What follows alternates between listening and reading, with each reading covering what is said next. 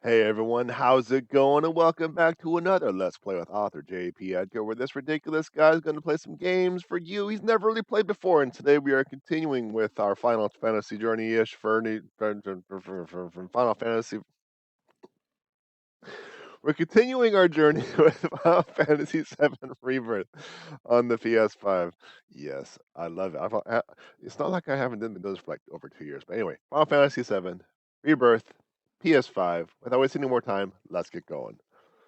Let's get going. All right. How are you doing today, Chad? How you doing?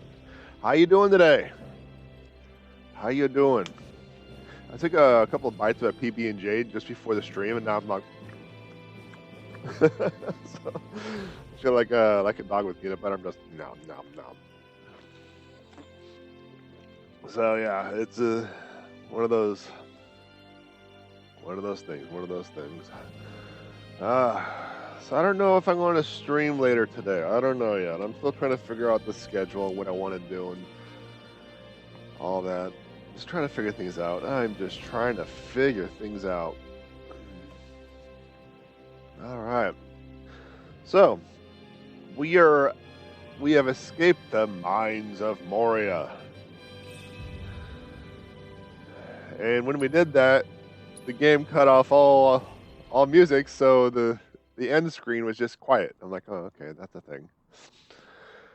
All right, so I didn't really move the audio balance from last time, so I'm hoping the audio balance is still good. You hear me over the audio, but we'll see when it comes to the cutscene coming up, right? Hey, check it out. Hey, check it out.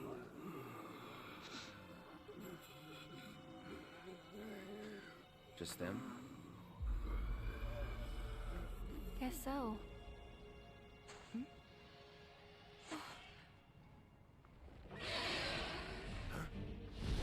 Oh, I guess we got a boss fight. So that's a rock. Oh my god. He ain't coming back. Maybe a baby rock.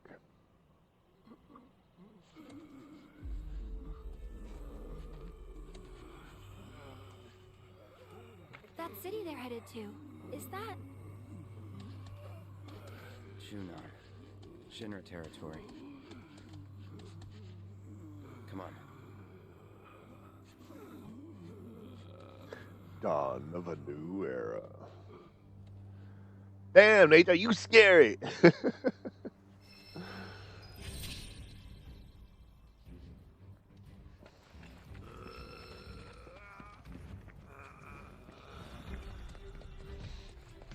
So we're not going to be able to talk to anything or anyone at this time because they're just going to away. Where did that bird even come from, you think? A story about a great condor said to roost on an island's abandoned reactor. I forgot Though there's no about longer any way to reach the isle, or at least none that I'm aware of.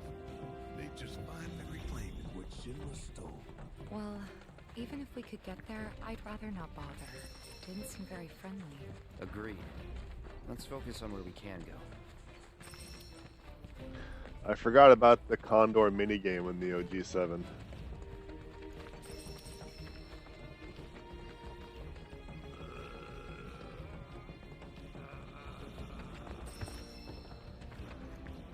I hope the other guys are just like, bye times.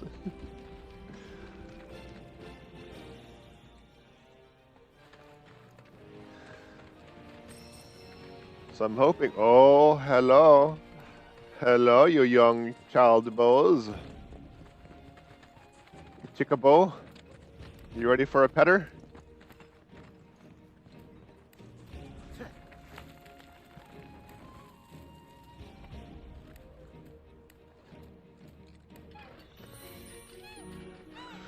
And now you shall get the pettings.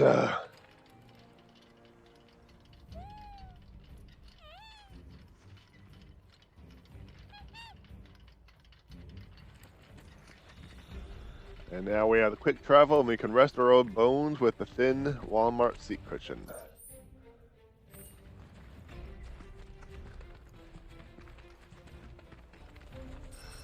I'm still looking for Planet's Favor. Or is it Blessing? Planet something. Maybe Planet Fitness? Oh, look at that. Captain Another Planet? chocobo ranch. I wonder where the owner's hiding. What you got? What you got that's discounted? Wind materia, huh? Okay, I guess. I don't know. I have plenty already, but I shall take one more, I suppose. Let's see. Wise Fox Bracelet.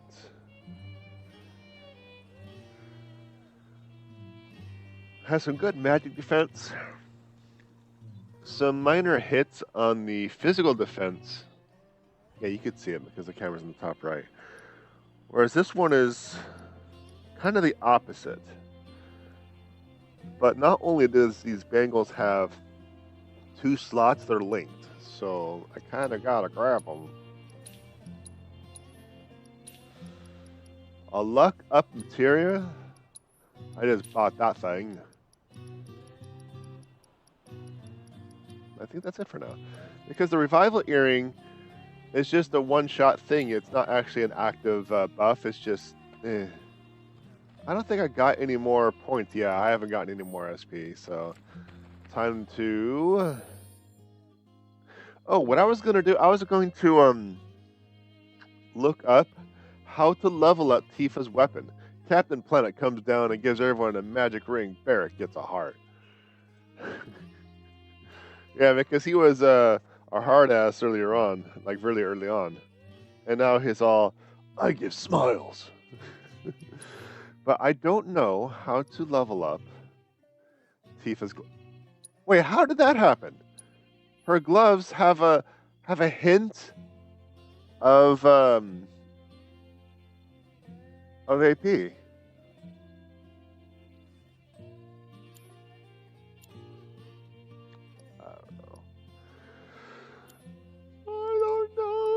Alright, combat settings. Let's see if we can't swap out the party again. Bring Red in, replace Barrett. Because he good boy. He also has a collar that we need to utilize and level up.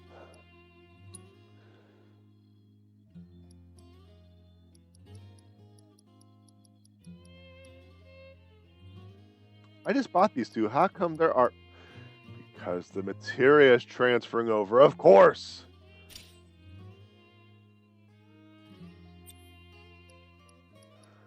All right, so I just replaced actually both of you. No, I just replaced Barrett. So, do we have an opening? We do have an opening. So, luck, increase luck.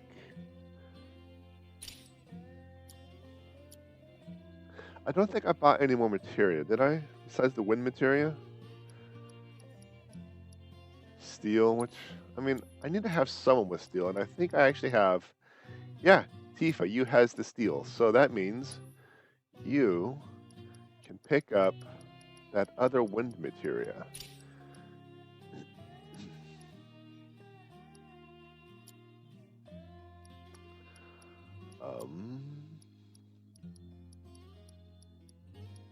I think that'll do it for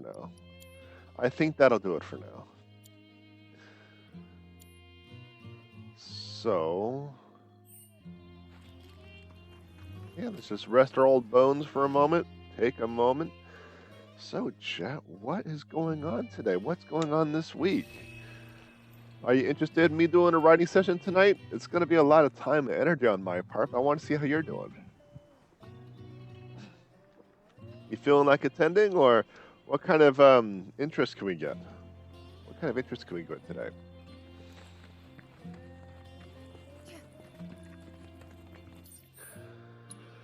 I don't think there's anything... Well, actually, there is a small path this way, and that's going to lead over here, which will eventually lead to a dead end, but it might lead us to some back corridors. But I also suspect this is going to be...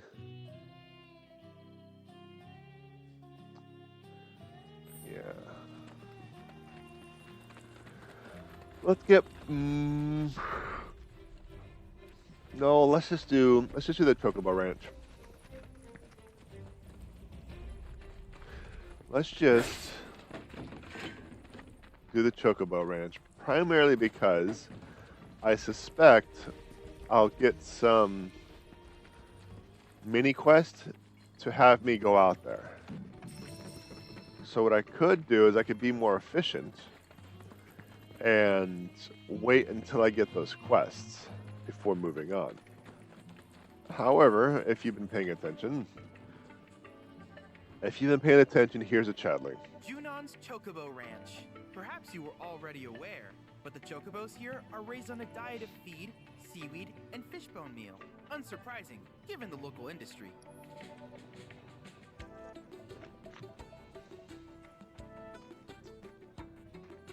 Alright. I got you quite a bit of stuff. Do you have any material for me? Kind of. ATV stagger. Increases ATV when staggering an enemy. I think I figured out what's wrong with my bike, and I feel like an idiot. Did you forget to plug it in? Item economizer allows you to use the item without consuming ATV after performing a number of actions. Interesting. Lightning and wind allows you to use lightning and wind magic.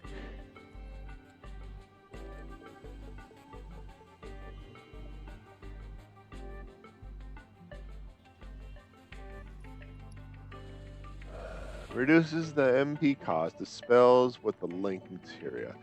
That might actually work with the healing materia. That might actually work with the healing materia. Wait. Not enough data points? What do you mean not enough data points? I data pointed the crap out of everything. Is it because I'm in the wrong space now? I look forward to seeing what you discover. Is it because I'm not in the grasslands that my data points are reset? Is that what's going on?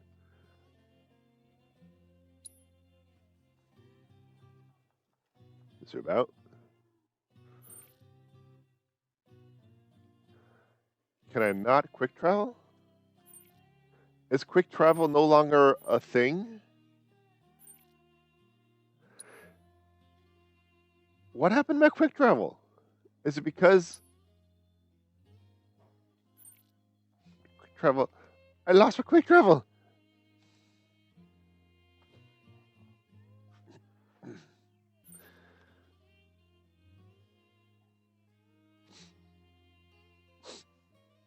Lost my quick travel. Never mind the fact that Zoom is taking its time. But it looks like regional data is like the data points are regional only. You make in your travels. That's essentially it. But still, I lost my quick travel. The Rock took it. Do as your quick travel button. I think it's because the mines of Moria are between me and the grasslands. Because it would be silly if you couldn't quick travel between regions, especially later in the game.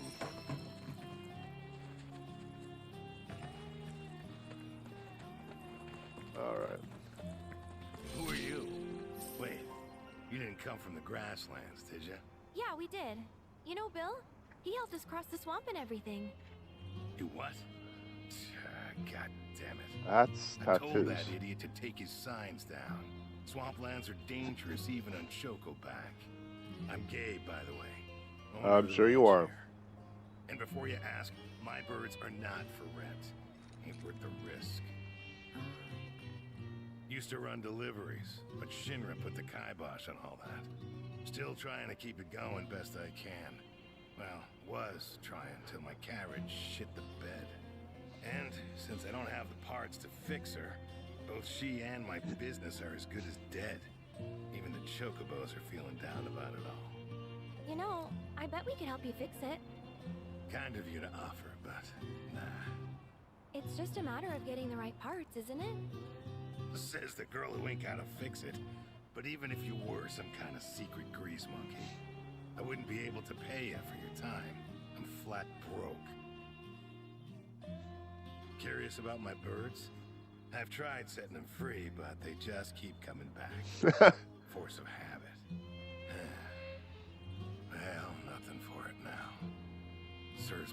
thinking I could run a business. Should have known it'd all fall apart.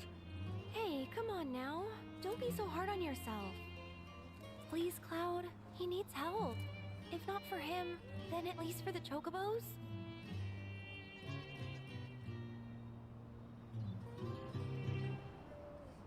Alright, I turned up a smidge. Let me know if that's a better balance for you. I just don't like talking over the game too much, because everything I say is super important. Yeah, that's not narcissistic at all. Why are you so adamant about this? Yeah, sure, let's just do it. Let's just move on. Sweet. I Sweet. wasn't really asking, but I gotta warn you, the parts I need are hard to come by. At least around here, they sure are. So where can we get them? From this craftsman at the top of the mountain. He'll have them. Can't go on foot, though. Only a certain chocobo can make that climb. Bird by the name of Belle. Last I saw, she was over yonder. And she ain't a big fan of people. All right, let's roll. I'm pretty quiet too. Then maybe your computer audio is just down. Because I actually didn't change my audio settings from the last time I streamed. And if I was good last time, but I'm not this time, no, nothing's on my end. All the software, even all the hardware, is the same. But if all the chat says I'm quiet, I can definitely make some Sorry for adjustments. roping you into this, even though we can't pay. That can't.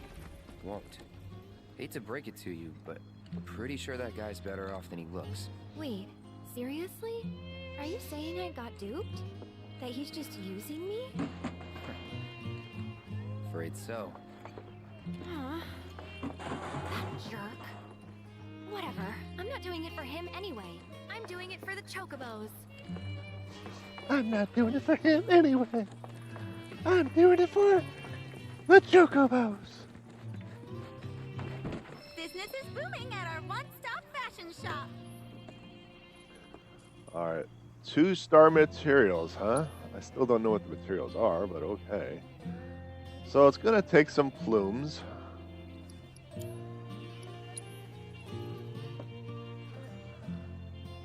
Let's see. I put on another video to check and the volume seems normal there. Okay. Well, I can do this then. I turned myself up a little bit. I don't want to get too loud. But how's that? That's a little bit of audio increase on both me and the game. It's not the blessing. Oh, can I sell here? I can get rid of that excess stuffs. 44. 46 actually. Let's see. Got to get rid of some iron ore. That's a certain thing. Because I overcapped the crap out of that in the mines.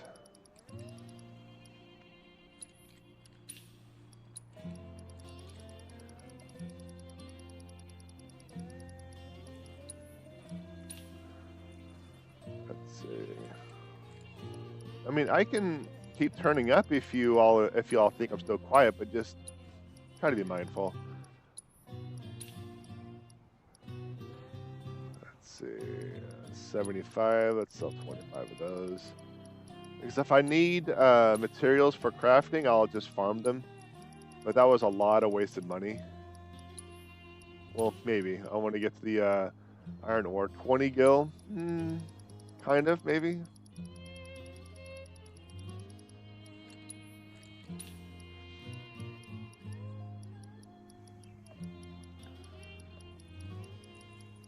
Alright, I think we're down to the soft, Sure hope Gabe starts sound fine to pulling me, his weight okay. soon. My soft cap. Everything's back down to the soft cap, so I'll be able to walk around. So we have Planet's Blessing. We need Planet's Favor, right? It's one of those two. It's one of those two. Now that I know there's actually an inventory button, I can actually confirm. Item. Key. Trading weapons, armor, accessories, materia, transmute chips, materials. There we go. Let's see. blessing, so I need favors. I need the favors. The outlet was not charging the bike. So all your bike hardware is fine, it just, the outlet wasn't working properly? Is that what I understand? I need the planet's favor. You come to me, asking for my blessing when you need a favor. I got news for you, chump. You don't get favors from me. Don't come down at the wedding. So, I think that's just about it. So I'm supposed to find a chocobo named Bill, then head up to a place that Bill can go. Alright. I still have some wiggle room when it comes to the audio. I can turn it up. Like, this is 100%, so I'm hoping I'm not too loud. I want to go back down to about 75. I try not to max out the audios, so if I need to turn it up for whatever reason, I can. If I need to turn it down for whatever reason, I try to keep it around 50 to 60%, or 40 to 60% on everything, so I have wiggle room. Essentially, like,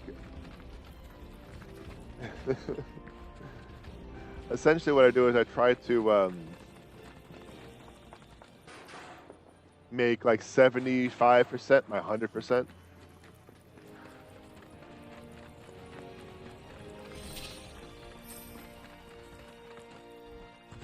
I need the favors. Give me the favors. You know, if you don't give me the favors, I'm gonna have to fuck you up. No, I didn't say it. Okay. Oh, that's right. I was working on red. But I need assessments, which I don't have. Taking over. Where's my assessment? That's facts. I think I gave it to Barrett. So, oh, criminy. Maybe I'm just going deaf. 100% sounded perfect to me. Okay.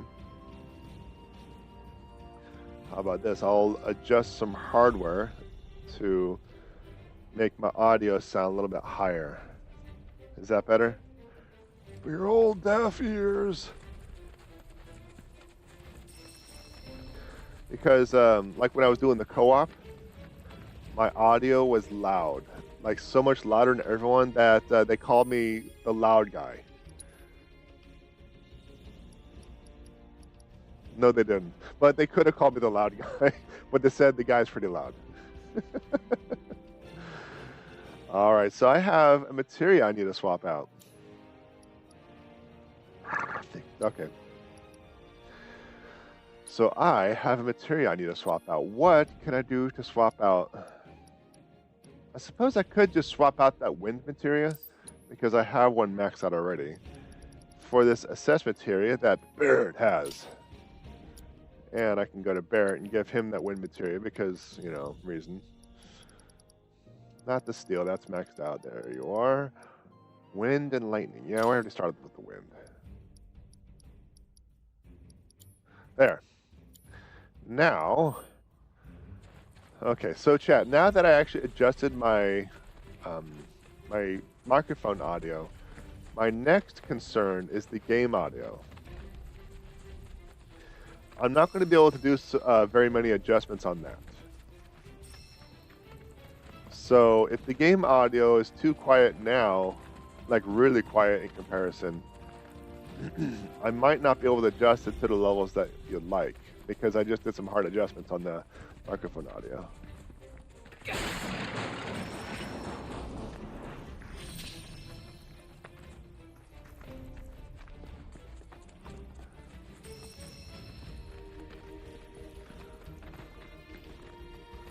All right, so we are doing something. What are we doing? Why are we here?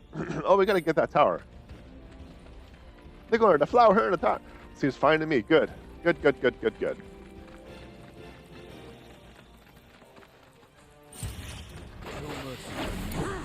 I got you.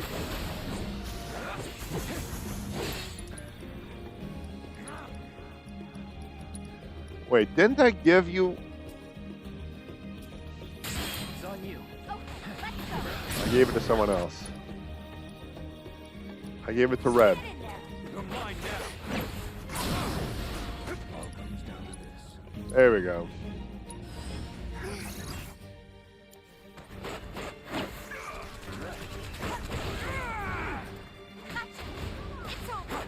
So, yeah, I need to remember Red, he's my primary doggo.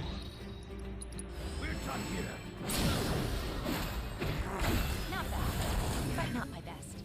Yeah, he's the primary doggo, and he's the one with the assess.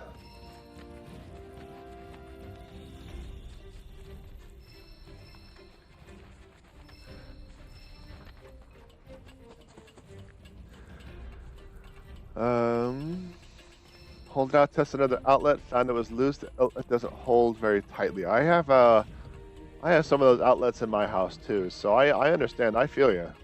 But last time I tried to do anything with electrical, I almost burned the house down, so I don't really do electrical anymore.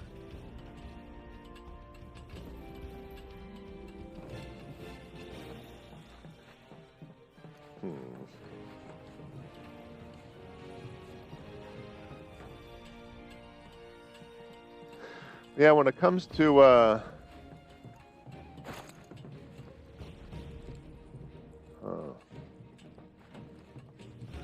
when it comes to like bikes and cars and stuff like that, batteries are really expensive, and a lot of the time, especially when it comes to certain hardware, the battery is the most expensive component. So you might as well just buy an all new thing than actually replace the battery, like laptops. By the time the battery goes out, you're just like, do I really want to spend like $200 plus on the battery? That may or may not work. Red climbing the ladder, yeah. So I think I'm going to set to go down here, see if I can jump off now. Alright, so there's something going on. I cannot find that console.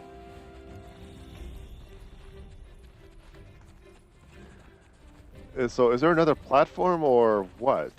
No, there's only 2 platforms. Am I just smooth braining it? Am I just missing it? Or is that right there?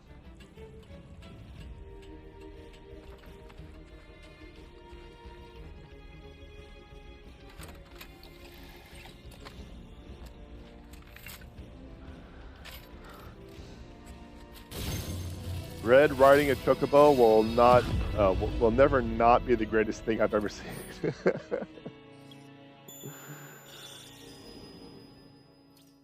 It's 200 versus the 3,000 I paid for the bike. Yeah, I suppose. Yeah, that's a good call. I can't argue with that guy. I really can't. I've confirmed proto-relic energy signals in your vicinity.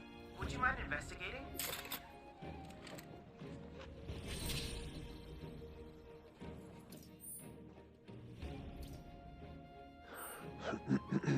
Alright, so I've already gone up there. I didn't see anything to collect, but I don't think activating the tower would actually do anything different. So I guess let's just move on, right? We're here. I really want to go investigate there, but that will be later.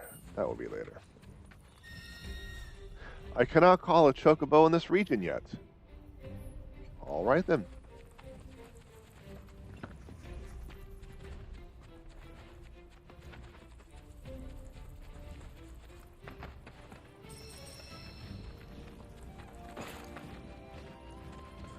I mean, I don't mind. Alright, engage the bunnies.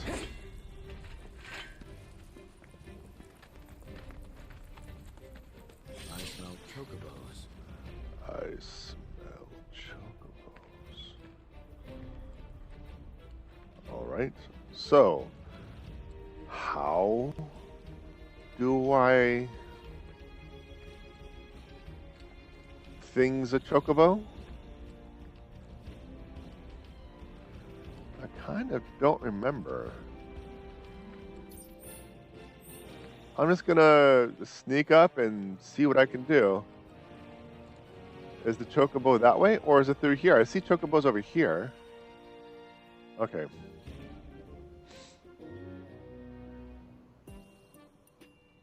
Bill. Use the cart. cover your approach.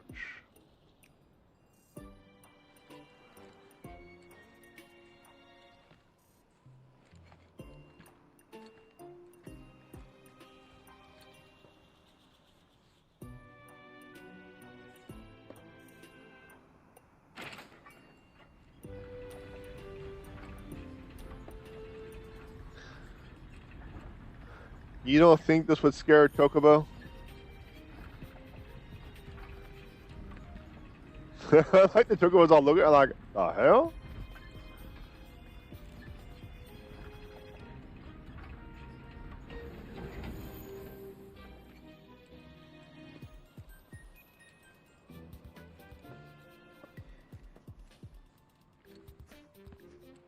Alright.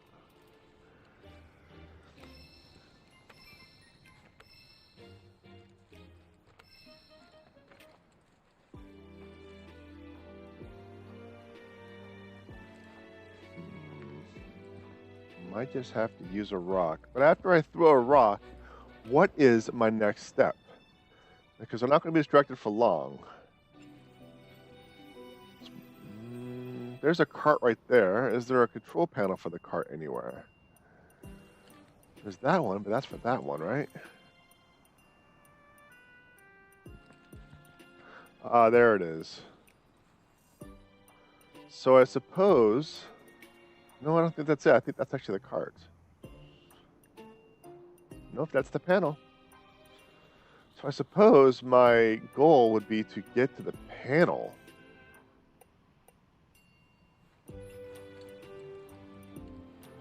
So, should I go downtown and have him turn away? The chocobo shows no interest in the rock. Right.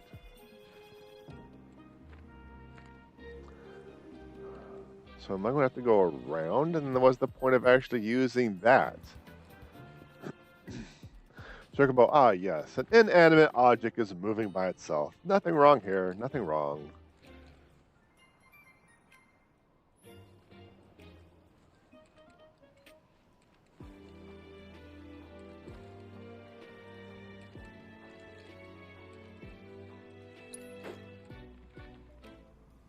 The chocobos continue to show no interest.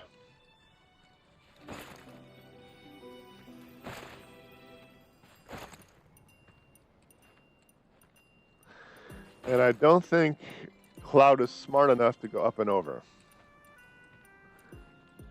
So we're going to have to figure out what our next step is.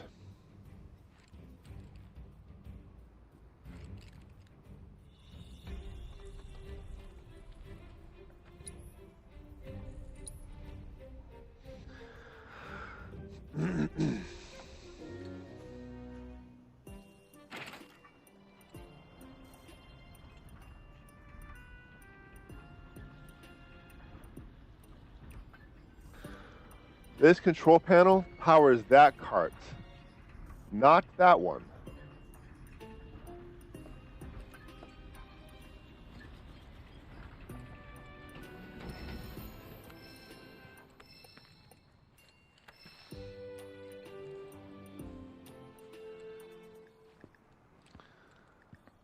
Throw a rock to flip the switch.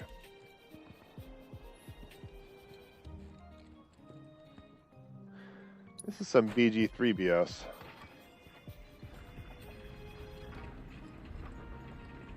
So now we know why the chocobos weren't interested in the rocks. Apparently we're still on tutorial stages. Oh balls.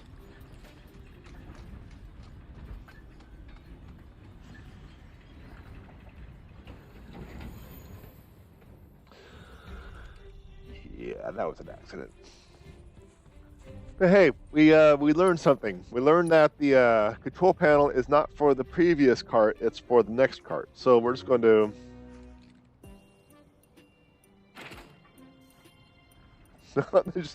Well, according to Red, the chocobos have a better sense of smell than he does.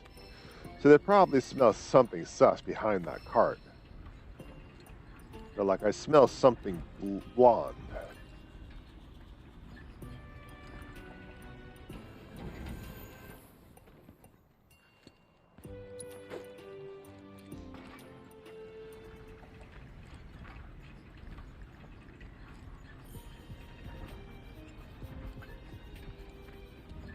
Yeah, the carts are a little faster than me, so I'm trying to get ahead of it.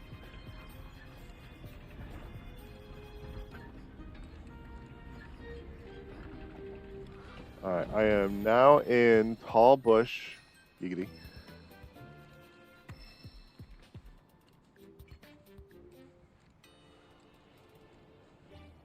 There's that.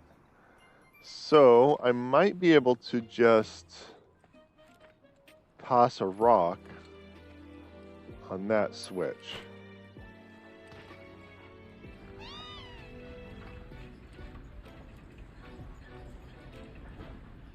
You're going this way? Why are you going this way? Don't go this way, go that way. Defy gravity. Defy it, I say. Ugh.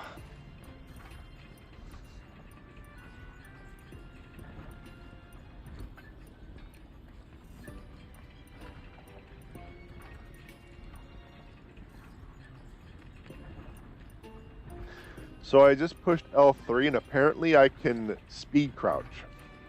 This is normal crouch, this is speed crouch. And I just got spotted because I was showing you speed crouch. I'm terrible. I am absolutely horrible. But yeah, there's a speed crouch. There's a speed crouch.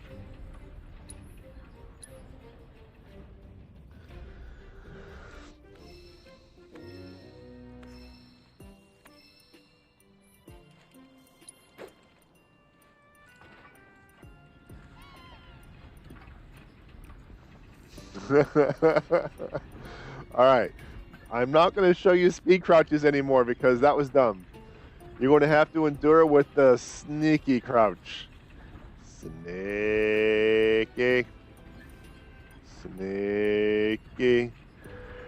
Sneaky, sneaky, sneaky, sneaky. Sneaky, sneaky.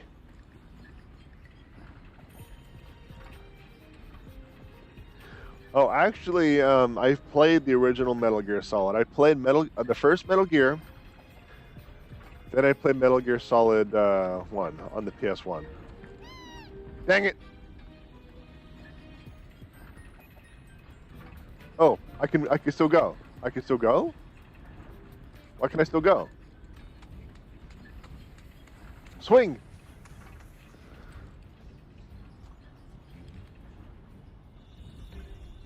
Why can I still go? Huh, looks like I'm going to have to orbit around to the other side. Because the cart is not going to stop moving. And that chocobo is being a chocobutt.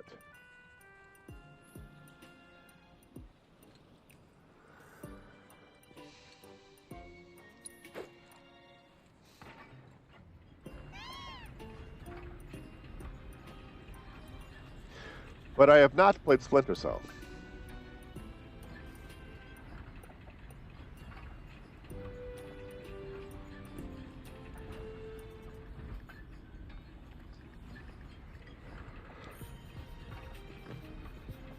That was dumb. I was yawning while taking a drink, but I didn't stop my hand from moving the bottle to my face, so I just smacked my teeth.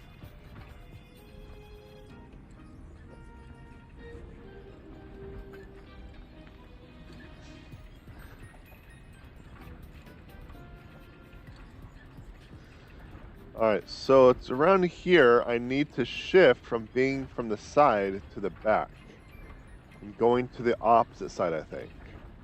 And hopefully, those won't see me and I can get through.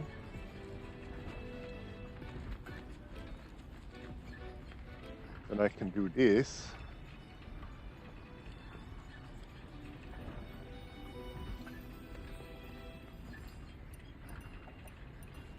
Okay, game. Okay. Very sneaky. Very sneakies.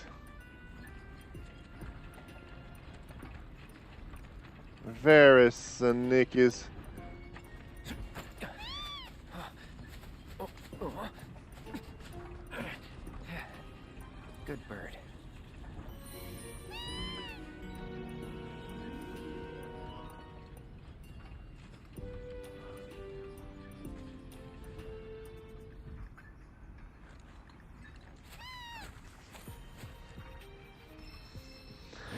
So, how have y'all survived adulthood? By not having a childhood. The chocobos in this region have legs and tails strong enough to scale certain cliff faces. If you spot a surface marked with a garish graffiti, approach the symbol on the chocobo and scale it. You can climb down the surfaces. Okay. A tooth once smacked in a glass to my teeth like that. Yeah, but at least it's plastic and it's on a weak tooth, so I'll be fine. Alright, so we now have chocobo. And we have scaly bow. We just have a scaly chocobo. But we took care of that.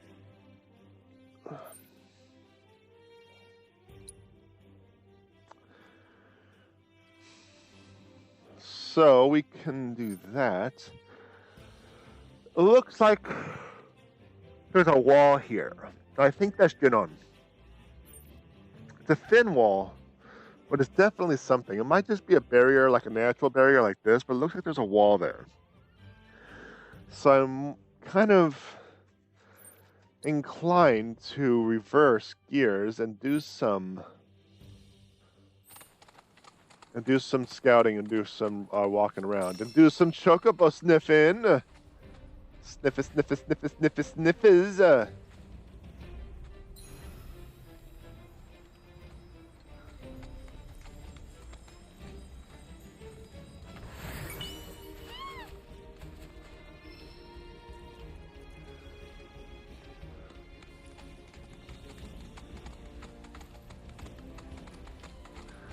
I was so embarrassed I told my dentist I got in a fight with a friend. For some reason I decided that was a better story.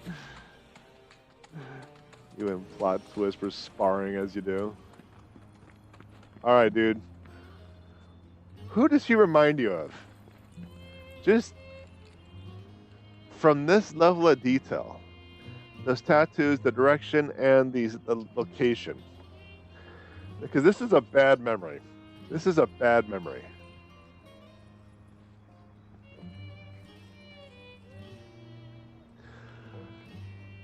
This reminds me of X-Men Origins Deadpool. Now you can't unsee it. You know how how Marvel or Fox or no, it's D&D. You know how D&D screwed up Origins? They screwed up Deadpool too, and I think this is that inspiration.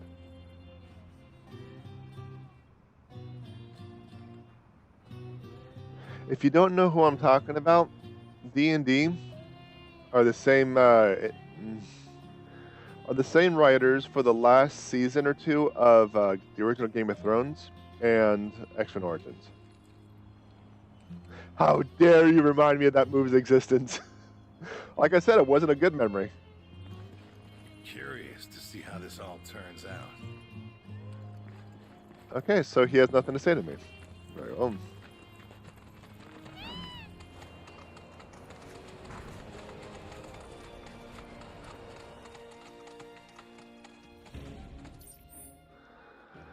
All right then, so let's just kind of explore. I think that's a path. Let's just kind of head over here and see. Yeah, look at that. It's a natural, it's a cliff face, so I won't be able to go up.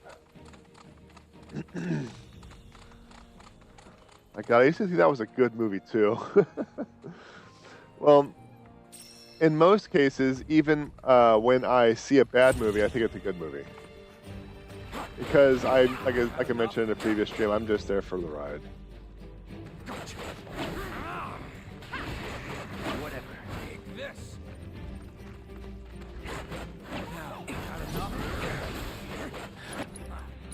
Alright, so there we go. Taking over. So I don't have any ranged combat with me today. Deal with that. So since nobody in this game knows how to jump in combat, so miss, okay.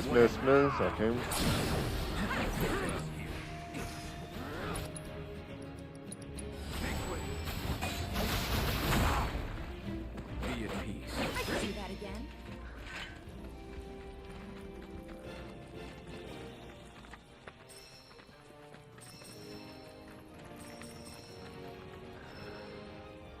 We all deluded ourselves at the time. Yeah, we were just excited to see superheroes on screen back then. Well, for me, I love origin stories, especially on characters that I love and grew up with. And seeing an origin story for Wolverine, granted, I had a general idea what the origin story was, but seeing the origin story for Wolverine is just, I was all for it.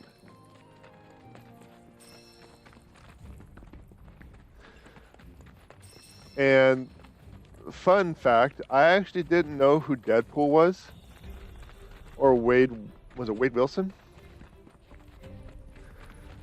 So when they had that guy come up, use his katanas to block bullets for reasons, I was like, okay, that's fine, I guess.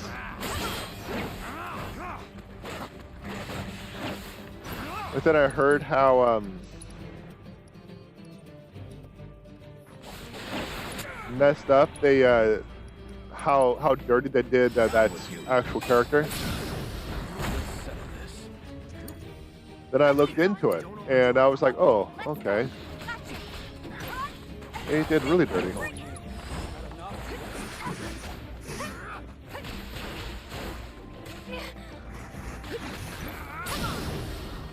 But like, if you're going to do a remake of something, you'd better be more true. Let's see if I can just do this. True to what's supposed to be like, instead of doing creative freedom and totally ruin the character. Like even the original X-Men. I mean, granted, yeah, creative freedom for different costumes. I can work with that. But to completely change Sabretooth and Wolverine's story to the point that they don't recognize each other or don't know who each other who each other is who they are, who the other person is. That sounds like a really unusual sentence. I'm kind of getting confused, but they don't recognize each other.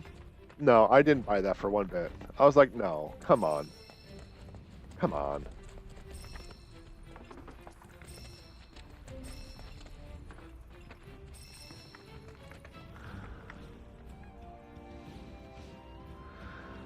Yep, Wade Wilson. I mean, using katanas to block bullets is pretty standard for superhero stuff. Yeah, I agree. I mean, I bought it. That was silly, but I bought it. I was okay with it. I was still all in. I didn't either. I learned about the character later. I rewatched Origins sometime after that, and suddenly the movie was the worst ever. More worse than Avatar? Yeah, that's pretty standard for most sword wielders, I agree. I will never forgive them for what they did to Rogue.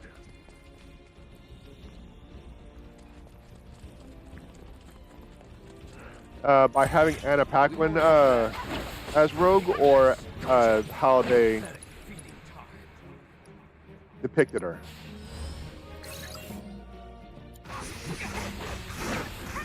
Is it because of Nightcrawler? Now's our chance. Strike hard and fast. I bet you it's because of Nightcrawler. Only the strong survive. Yep, Nightcrawler. Called it.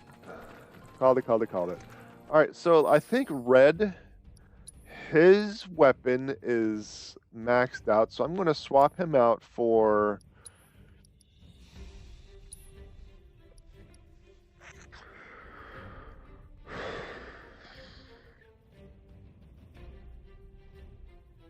It might just be Barrett for now, because I need a ranged. I'd swap out Tifa, but I still got to get her stuff leveled up. Still trying to figure out how to do that. But it looks like I got a smidge more proficiency bonus. So it looks like just using the limit break is going to level it up. And that's what I'm going to have to do.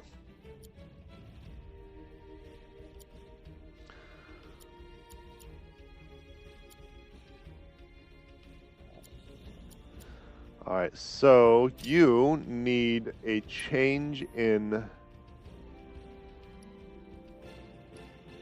materia.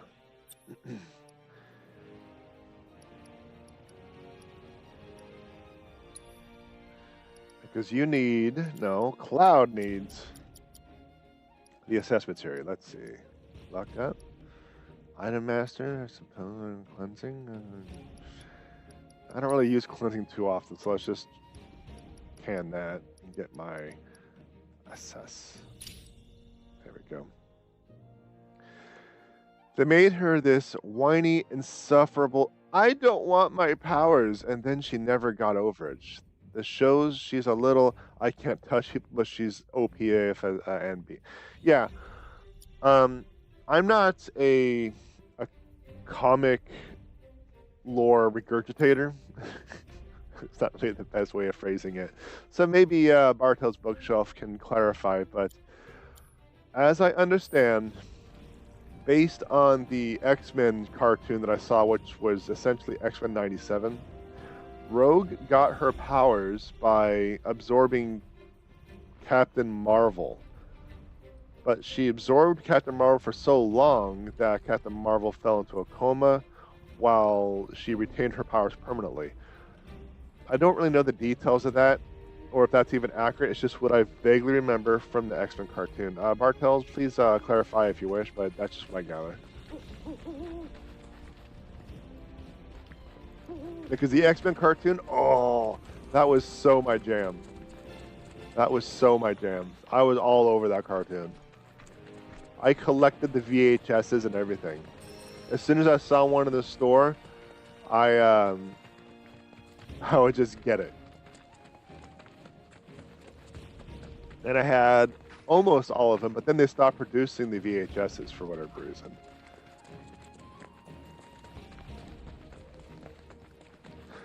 Imagine Nightcrawler bamfing all over the place, quipping and being dorky and stuff. When I saw Nightcrawler in the movie, I was like, that's pretty damn cool. I like that. Because for him to VoIP all over the place, I understood that. But for him to have the reflexes like that, to react and do stuff like that was pretty cool. I like that. I like that. I need to, damn, I really need to watch the old cartoon. Yeah, it's just what I vaguely remember, because Rogue was very tight-lipped about her past. She talked about how she first got her powers all the time, and I kissed a boy, and then, but she never actually talked about how she got her current powers, how she was able to fly, was super strong, had a high amount of hit points. So when it came to that show where she was being exploited for her powers, where like a group of bandits or something like that would have her just touch someone and they'll go unconscious, and then they just walk on by. She talked about Captain Marvel. Rare Tonadu variant identified. Commencing guidance protocol. During this time of year, Tonadus migrate to the Junon region to seek out mates. They build their nests far from civilization and raise their young in pairs. In terms of duties, it often falls to the males to search for food. Unfortunately, when food is scarce, they may occasionally venture into towns and cities where they have been known to attack humans. As Shinra's activities continue to disrupt the ecosystem, such attacks will only grow more frequent. On that note, please take care not to become a snack during your investigation. And they took Nightcrawler as the funny twink and turned him into some weird religious zealot that cut himself. Now, I want to say, okay, which came first? The Teen Titans or X-Men 2 movie? I mean, I didn't mind that. He's always been hecka religious, and it made sense seeing how he looks and is often treated like a demon. I buy all that. It just sucks he never got a character arc where he got to become that fun-loving twink. Pressure, stagger, and defeat with it. Okay, so the usual stuff.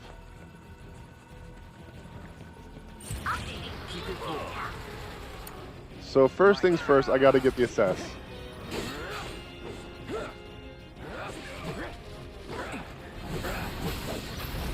Okay, there we go. So, weak to air. Inflict enough damage will cause it to retaliate with violent attacks, but evading this will pressure it.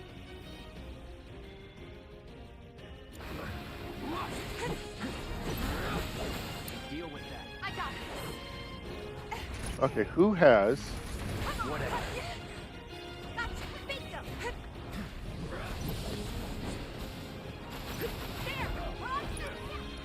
spells? You only have fire.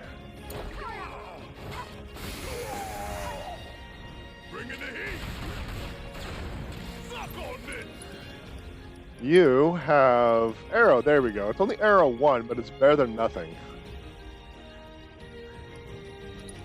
So in the meantime, I suppose I can just do bonus round. Keep it together.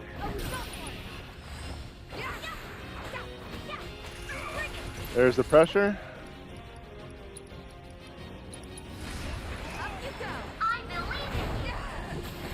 Oh, that was a chunky hit. That was a chunky hit. You should have a cure, kind of like a little emergency.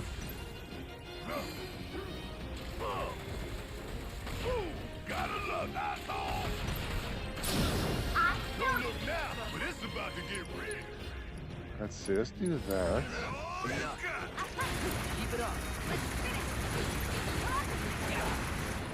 This should just about do it. There we go.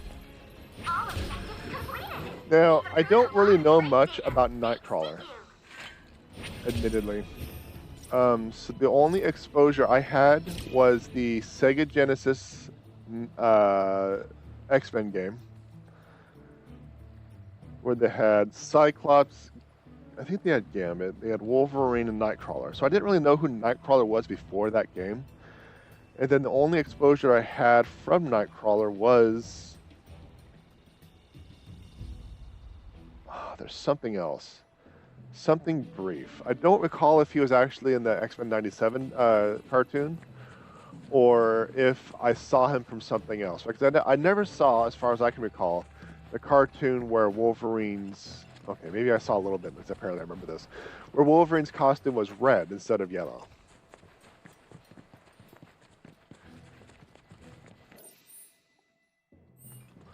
So when his costume was red, I don't recall seeing very many episodes of that. And I think Nightcrawler was in there. I know Colossus was in there. And Colossus was a goody two-shoes I didn't like too much.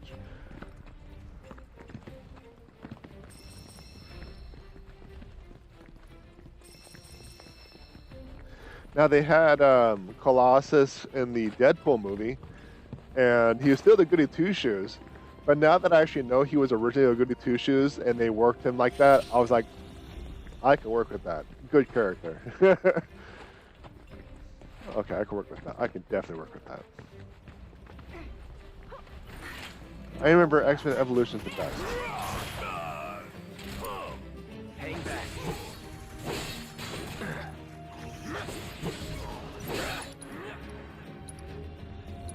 Don't overdo it. Yeah, you got this. I got you.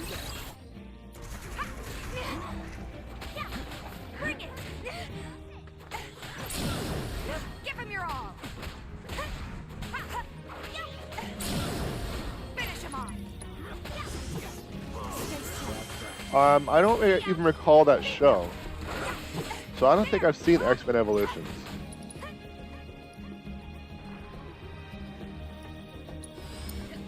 All done. But X-Men 97 was totally my jam. I loved that show. I effing loved it.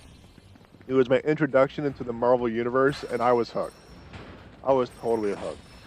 But the thing is, the show was on Sunday mornings, and I didn't love the show. And I didn't love the show enough to wake up Sunday morning. I'm like, no, I'm good. Finish it. Go in. Allow me. Keep it up. Come on. Heads up. Ha. Bring it. Yeah. What? There. Fine. Bring it. Issue commands. Could the command be jump? Alright, so here's what we're gonna do. We're just gonna completely ignore everyone else. The only person that's actually gonna do anything in this fight is gonna be Barrett. Crop Top Gambit is the new one. X-Men 97. Crop Top Gambit. But where?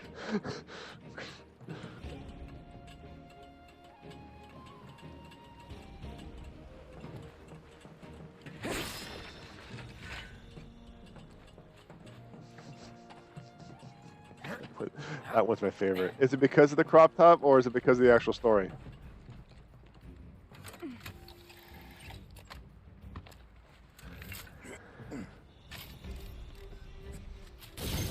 Yeah, X-Men 97 had the banger introduction with the awesome music. Good storyline. The conflict between Wolverine and Cyclops. Loved it.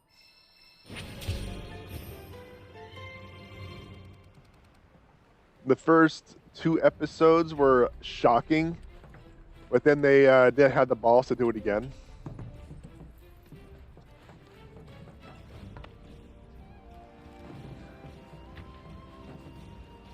I still remember watching the first or second episode where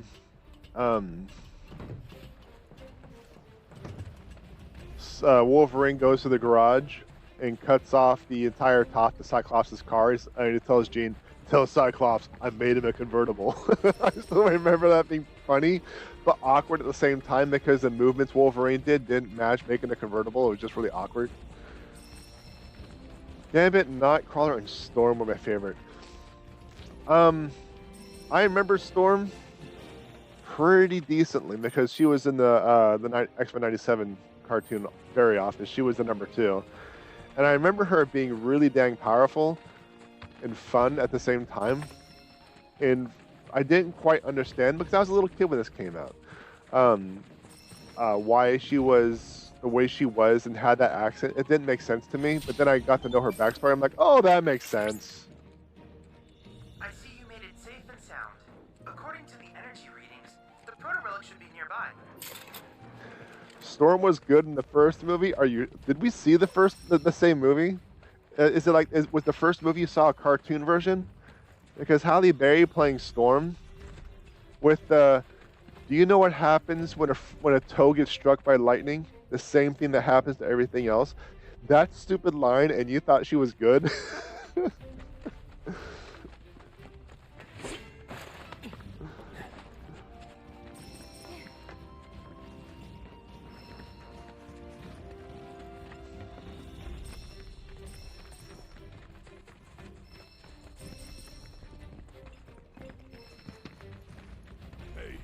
Is this something?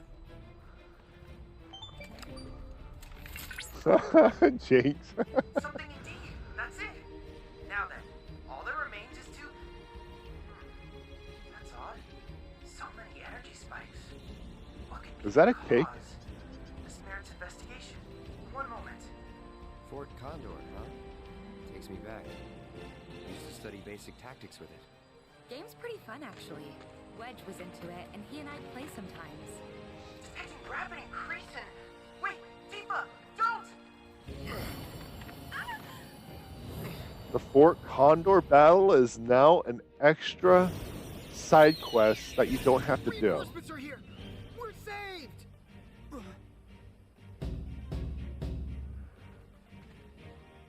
Let's all take a moment. Let's all take a moment and just bask in how epically awesome this is. Just take a moment. Just take a moment.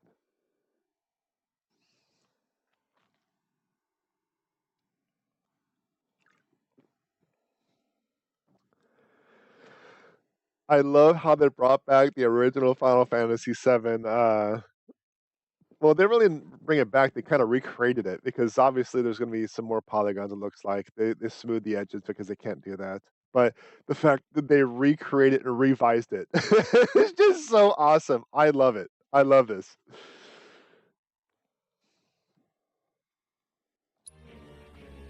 What in the hell is going on here?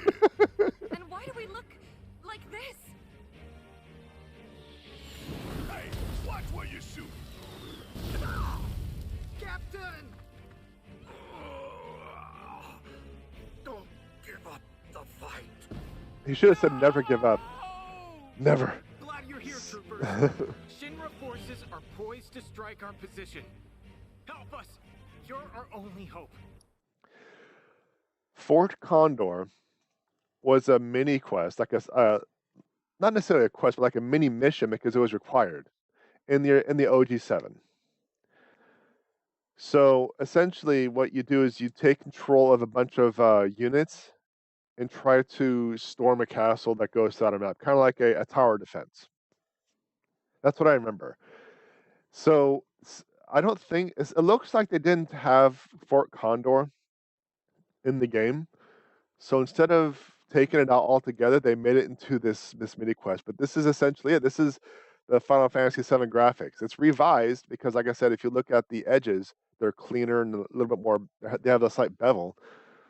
But yeah, this is. We are? Now, what did I just say? There's no time. The enemy's already upon us. We'll explain on the way. Just come.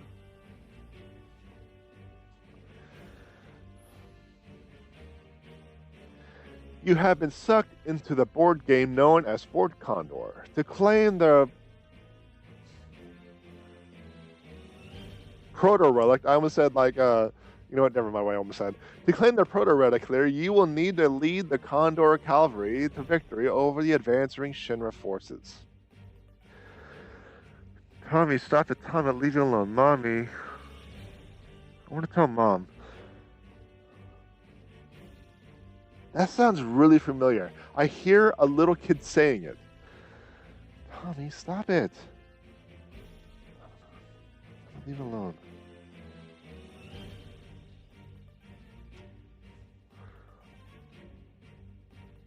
I see two kids, a girl standing over a boy who's crouched down and poking something, or poking an animal, doing something. Poking something and being a jerk.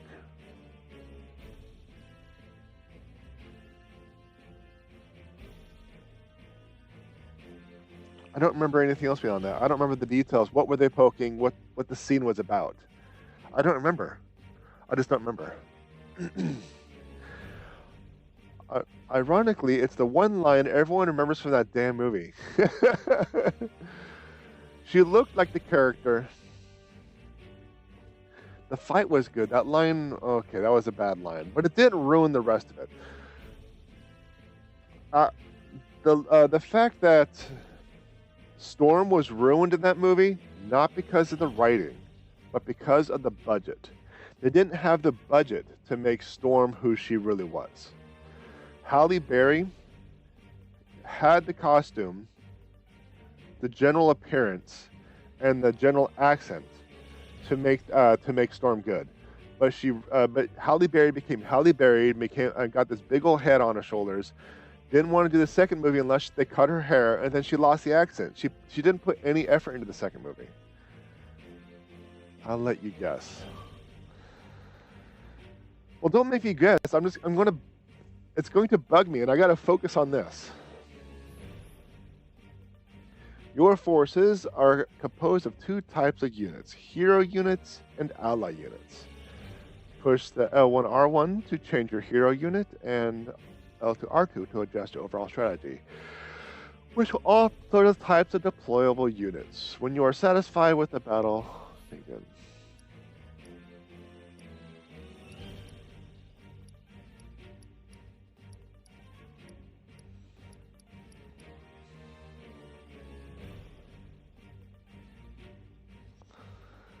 Like, I don't even remember anything before that scene or after that scene. I just remember that line.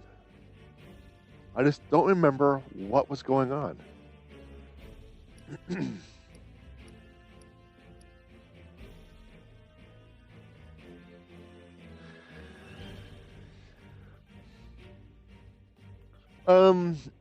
I don't really know.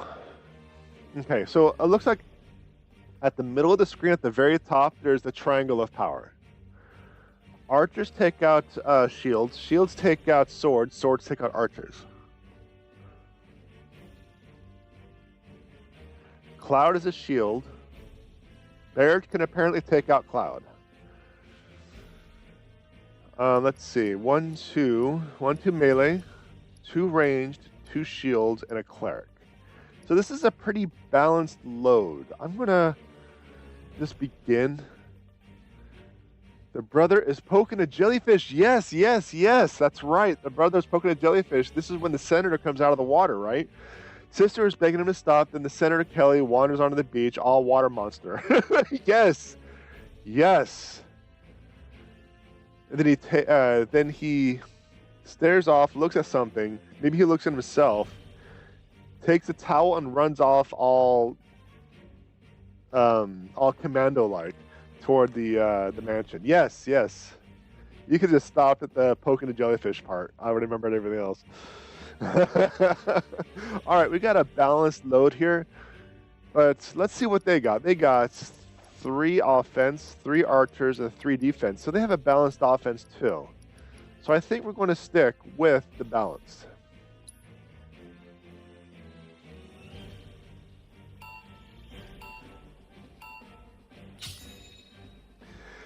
To deploy a unit, use the cursor to select the location of the battlefield and push X. Here you will enter tactical mode where you can choose a unit.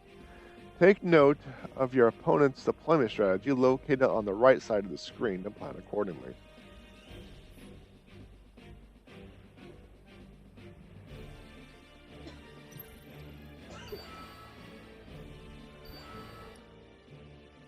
Okay, so I need to, how can I toggle? I would like to toggle unit info. I got that. I'll get that here shortly. Place unit. I don't want to place that unit, but I guess I kind of have to. There we go. So let's deploy a shield. And a shield, I'll take care of that. Then you need a melee.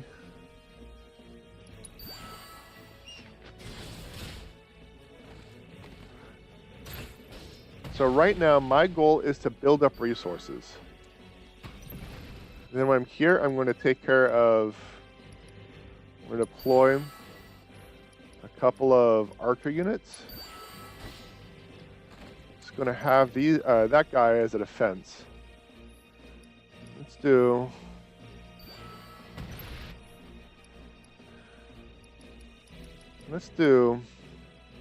that.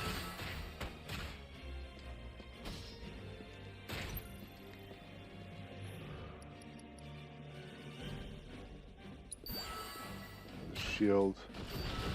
All right, I want to pause for a moment. Going to get my ATB back. Make sure I have enough for defense on this side. Which it looks like it. So let me just Fort Condor hero units. Deploying hero ruins with the same role as hero unit with field point gauge. Okay. Let's get a cleric out there.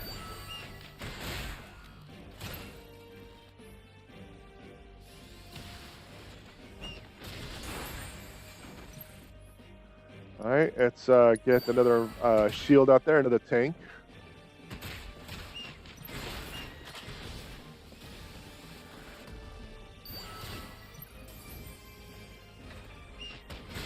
Alright, I want to let those guys do what they got to do.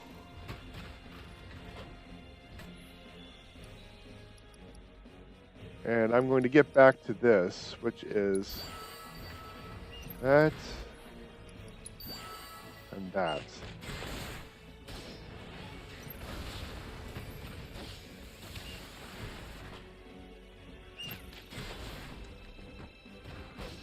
I'm running out of time, aren't I?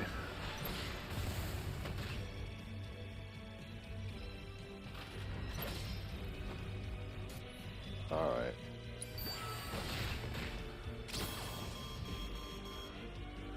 You will lose the combat if you don't defeat the boss before the timer's out. As the skirmish draws to a close, the enemy will be unable to deploy their units, granting you the perfect opportunity to unleash an all-out assault. Okay.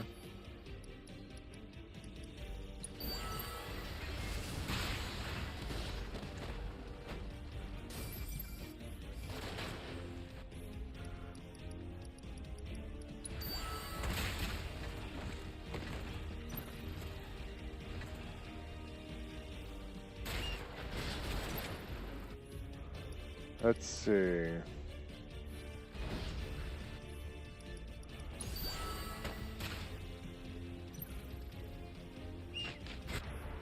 So at least the timer stops when I'm in this stage.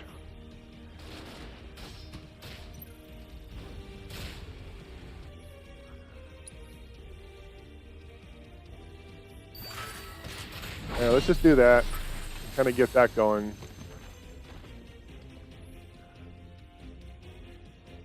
And I'm also going to deploy him, might as well, as I'm running out of time. And that should just about do it.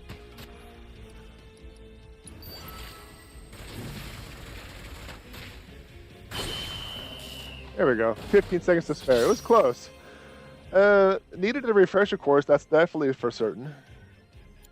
But yeah, I always enjoyed the Fort Condor thing, but they really simplified this. They really did. We did it! Victory is ours! And we owe it all to your gracious aid. We thank you. Captain! Fellow troopers! It would seem that our next battle is fast approaching! The enemy could launch another attack at any moment. Please, you must stay and help us fight. Not again. Hold up. The proto-relic. Hmm? What is that I spy? What is that I spy? My memory is failing me, but intuition tells me that is the treasure I seek. Hold! Unhand that, you rogues! Captain!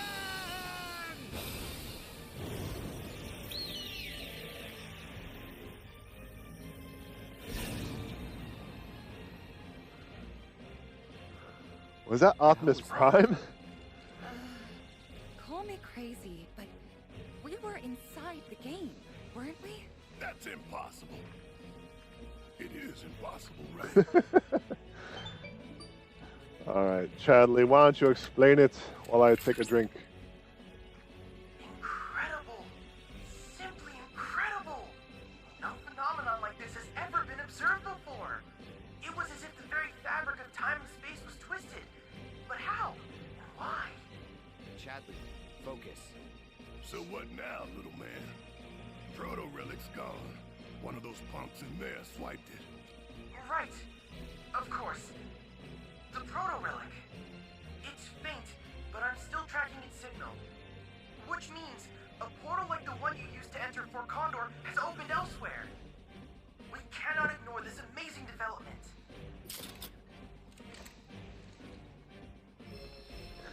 All right, so the Fort Condor experience has been diluted to a side quest to get a proto-relic for Chadley.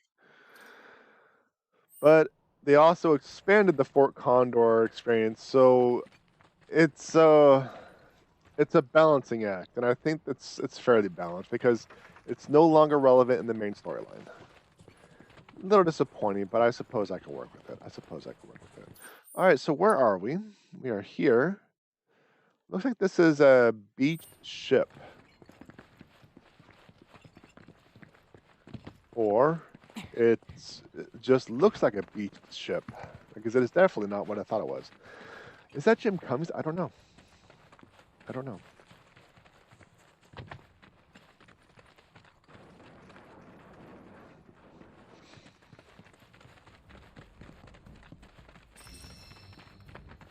Isn't Fort Condor kind of a big deal in Midgar? Yeah, it was really popular in Sector 7. Maybe I should have gotten into it earlier. Think I could still learn the basics? I don't see why not. I bet both you and Red could pick it up quickly. What do you say to that? I accept any and all challengers. Oh, someone sounds confident. No backing out, okay? Listen to y'all, as if we've got nothing better to do. Heck and Red 13. Oh, Red, I challenge you to clean this peanut butter with your tongue.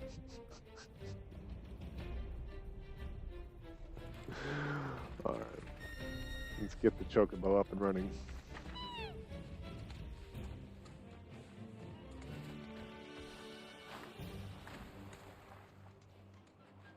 It's not on his IMDb, so I don't think so.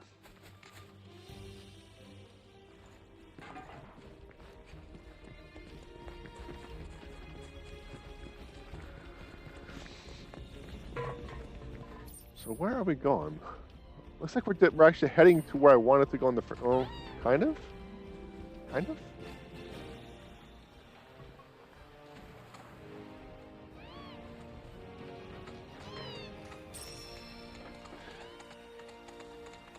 So I normally don't run on chocobo because when I push combat, they have to jump off and I lose my first strike. Bring it home. It's on you. Let me handle this. Oh, I guess I was done with that.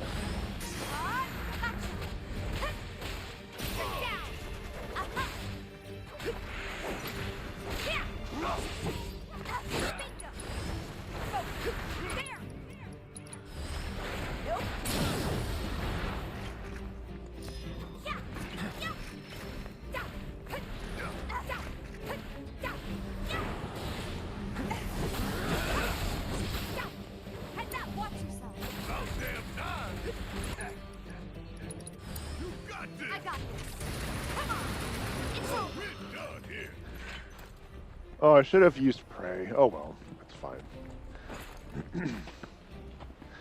So Barrett's personality has definitely loosened up since the first one. Cloud is still the mopey, quote-unquote, leader, even though Barrett was originally the leader. I don't understand why everyone suddenly wants to follow Cloud. I suppose it's because Barrett let him. Just kind of sidestepped. I don't know. See, this is actually one of those original things too, as well. It's like Barrett was the leader for Avalanche. Then all of a sudden, Cloud was the leader of the party. Is it because of his skill or his, his mood? I don't know. I don't really recall if there is other branches of Avalanche in OG VII. Can anyone confirm that? If there was original like other branches of Avalanche? Because I don't recall there was. So when the remake came out, having multiple branches of Avalanche seemed kind of silly to me. Where is Barrett's daughter right now? With Aerith's mother. Yes.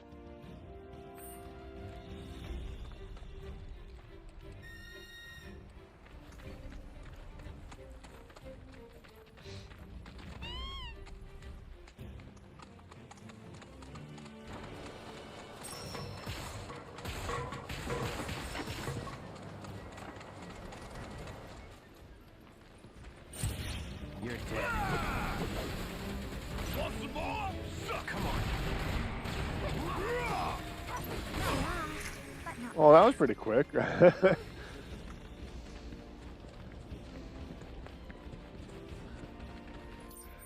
So let's head. Looks like that's a crater of some type. Something crashed there, maybe a missile of some type, but that still looks like a boat. I think I was underneath it or something, but that just looks like a boat.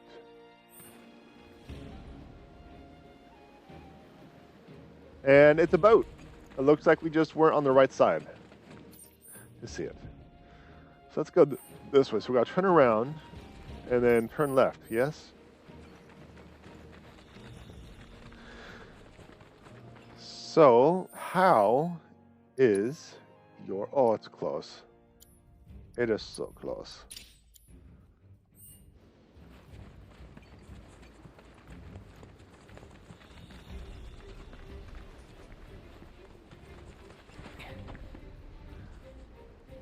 How is this thing controlled?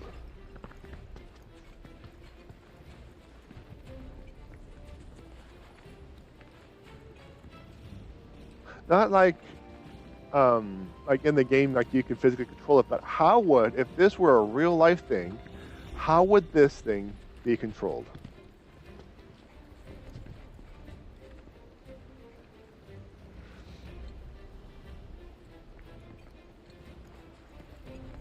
So there's the hydraulics.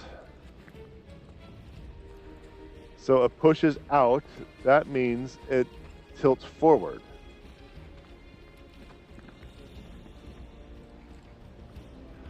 But there's the rotation right there. So essentially, the rotation implies that it tilts this way, but the hydraulics implies that it's pushed forward. Huh. What an unusual thing. That doesn't work. It just doesn't work. That is very illogical.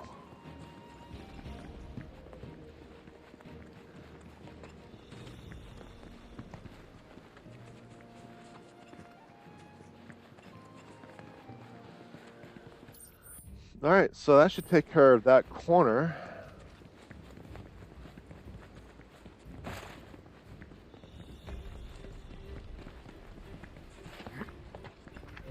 Just gonna run up, heading over to this area. At Bartel's bookshelf, I mentioned Rogue and her powers. Can you confirm any of that, or are you more DC than Marvel?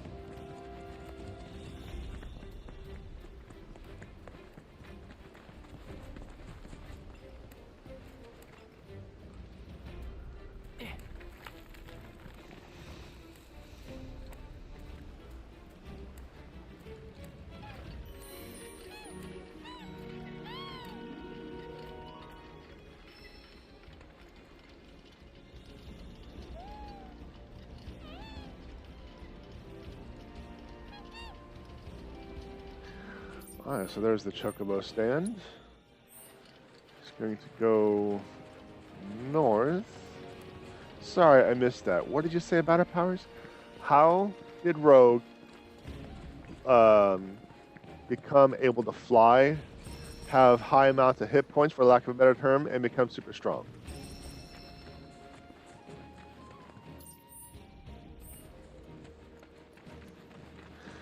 Because that was also one thing I noticed. They nerfed the ever-loving crap out of her in the movies.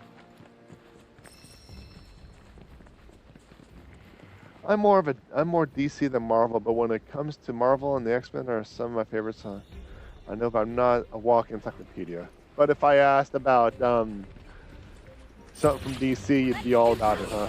Okay.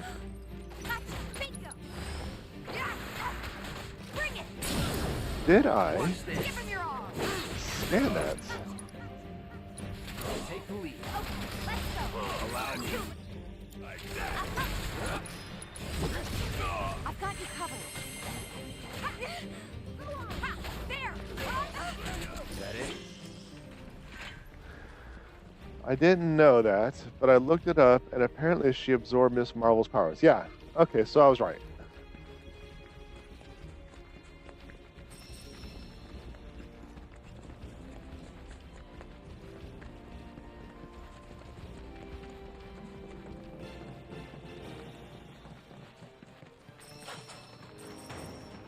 Now, I watched the heck out of the X-Men's cartoon, but I still don't remember everything because not everything was canon. But it's just, to me, that was canon. For the most part, I wouldn't say I'm an expert, but the girls I attest to my nerdy rambles about DC.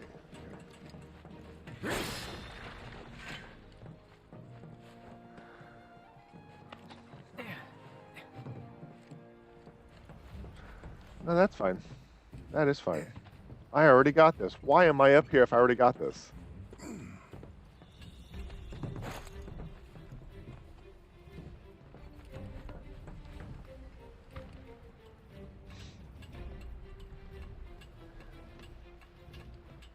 Oh. Okay. Okay, Kai, okay. I was unaware that there were two characters with similar names. I think it's the same person in the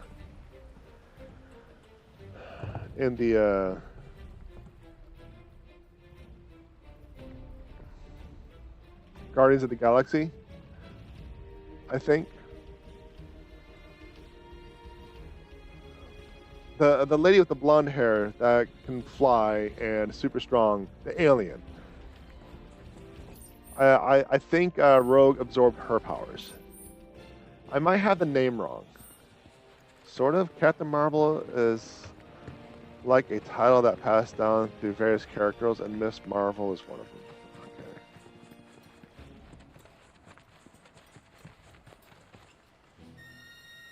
Alright, let's just hop on this bird and move on.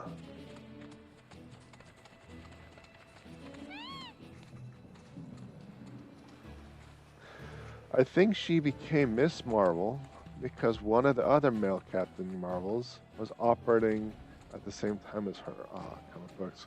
Yeah, comic books are confusing as crap.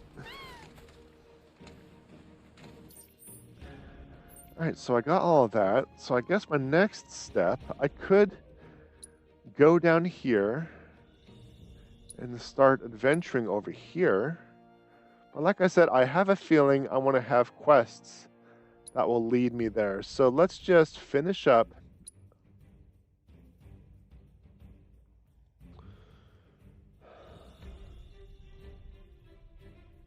Yeah, I think that's all cliffside. So let's just head over to the chocobo thingy.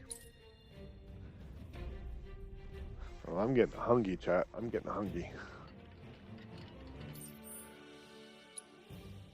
You know what? Let's actually head up and over here. Mithril Mine. We can fast travel. Actually, now that we can fast travel, can we go back to the grasslands?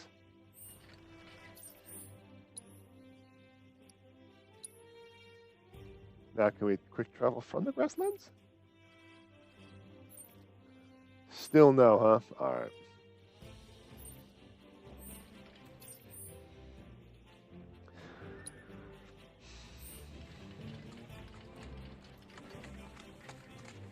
Let's see if there's a climbing thing over here that we can do real quick. It doesn't look like it. Well, this is going to bug me, but like I said, I think I'm going to have a quest shortly to go back over there. So let's continue. Let us continue with the main story.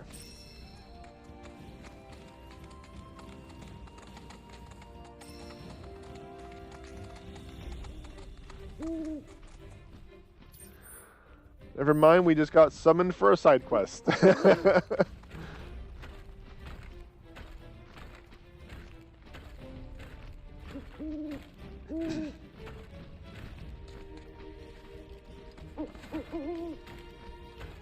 This reminds me of gargoyles using their talents to just bust through the rock.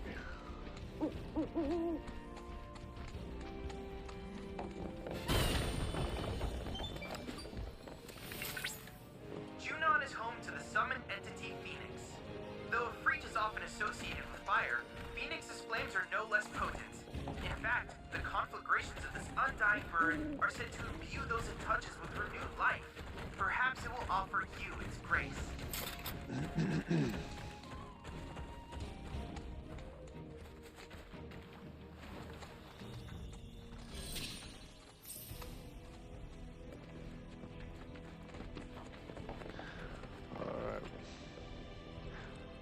Like, it's sort of how DC, you have their Captain Marvel, Shazam, but then you also have Mary Marvel.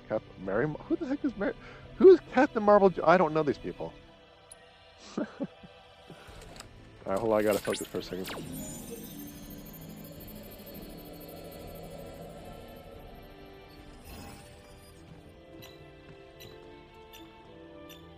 Okay.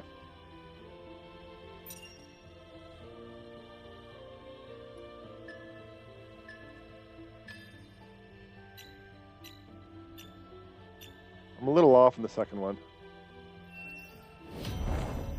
I got it. Okay.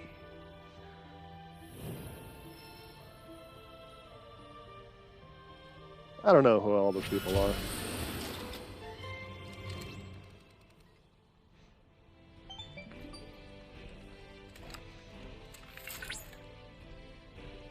Analysis complete. I managed to extract the necessary data from the crystal. This should allow me to strengthen your materia. Yay?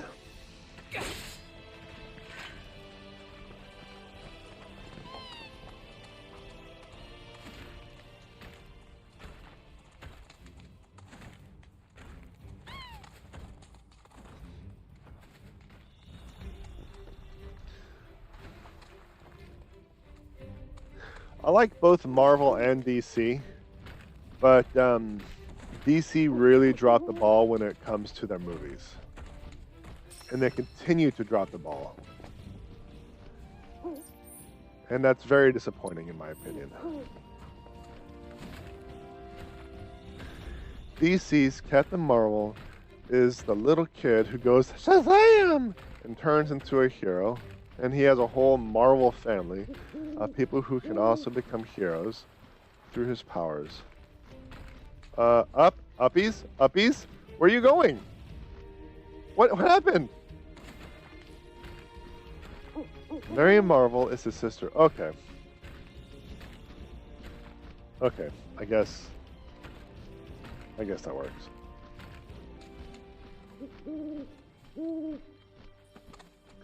Now, I enjoyed the DC movies well enough, but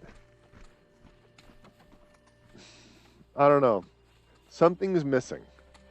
Like, I like the seriousness of DC, because when it came to the Marvel stuff, like, it was dramatic, but I never took it seriously. But the DC stuff, I took seriously. But I think it was just like the story, maybe the screenplay. I don't know. Something always felt off about the DC stuff. Can't really put my finger on it.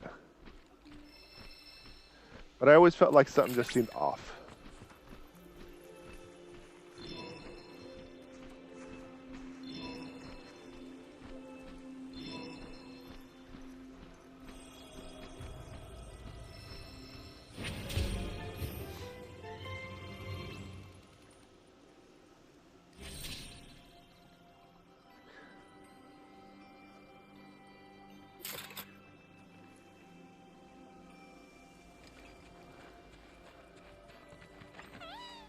DC can be, but I always felt DC was more serious than Marvel. Like, even the cartoons. We'll take Batman the Animated Series versus X-Men. Batman the Animated Series was really serious stuff. Even like the movie, the Mask of the Phantasm, the Mask of the Phantom, I think it was called, where they used the assets from the Batman the Animated Series and the general storyline canon to create that movie. And that was really serious stuff.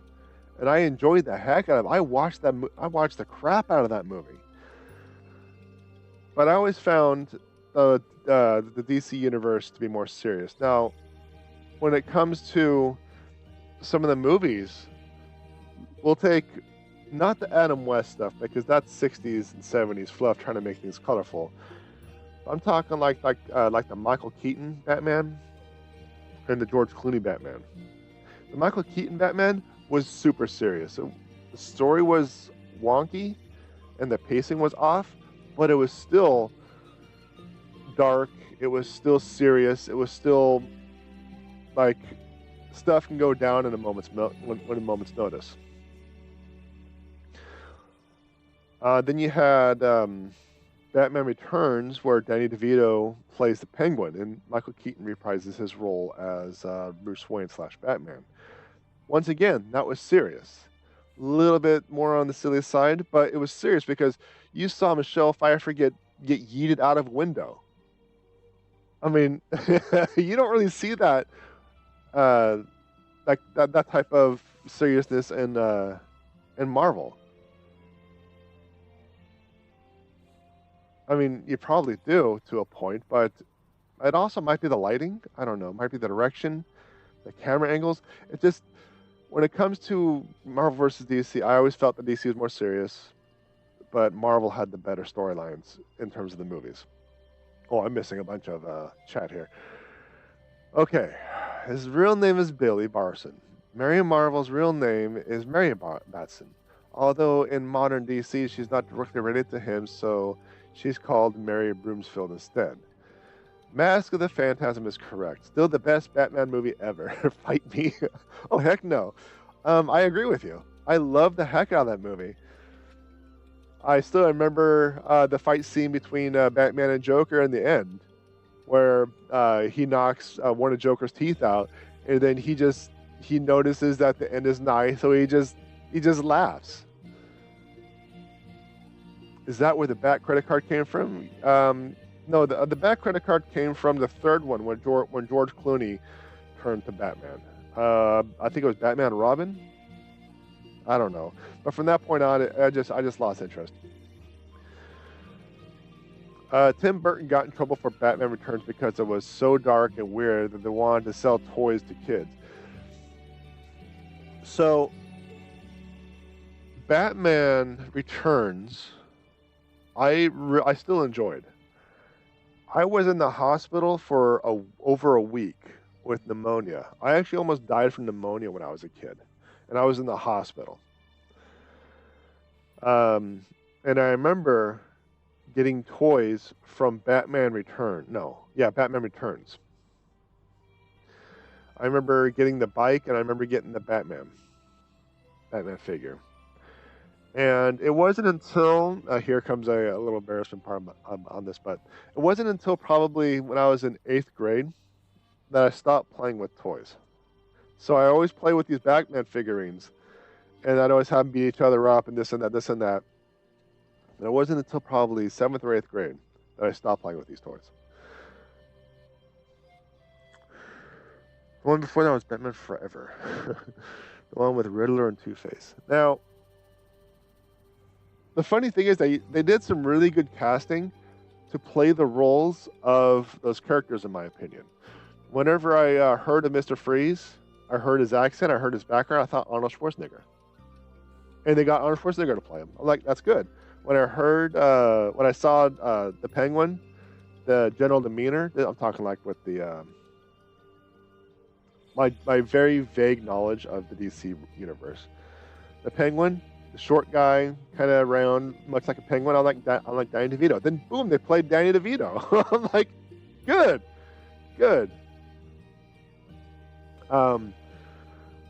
I always figured the Riddler was over the top, crazy, spontaneous, and they cast Jim Carrey. I said that's a good. I could be wrong. Feel free to argue me on that, but I felt it was good casting on a lot of aspects. But it was just the writing, the screenplay, and the direction of the movie that really just took it down the toilet.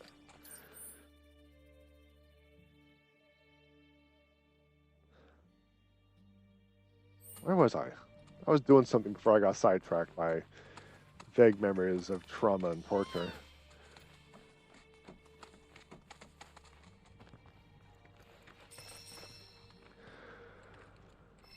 So like 13, 14, when most kids stop? Yeah, maybe. I don't know. I don't remember much from the childhood. I didn't have very many friends when I was young, so I couldn't really compare. So he says it's embarrassing. I'm still buying toys, but are you still playing with toys? Are you still grabbing those action figures and making them fight the Enterprise? I don't know. Danny DeVito was awesome as Penguin. He doesn't have the refined, rich boy vibes he usually has in the comics and shows, but I didn't care. He was weird and gross and awesome. Yeah, he was essentially... Oh, we're going to have some dialogue here shortly, so... Can I help you? We're trying to fix Gabe's cart. Oh, so you're looking for parts. Well, you'll have to come back tomorrow, or the day after. I'm too tired to help you right now. Think a swift kick could get him up?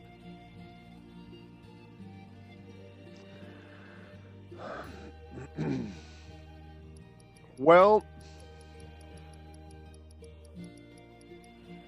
yeah, Danny DeVito definitely changed the way I viewed Penguin, because the only other time I saw Penguin that I can recall was a couple of episodes from the original Batman show with Adam West.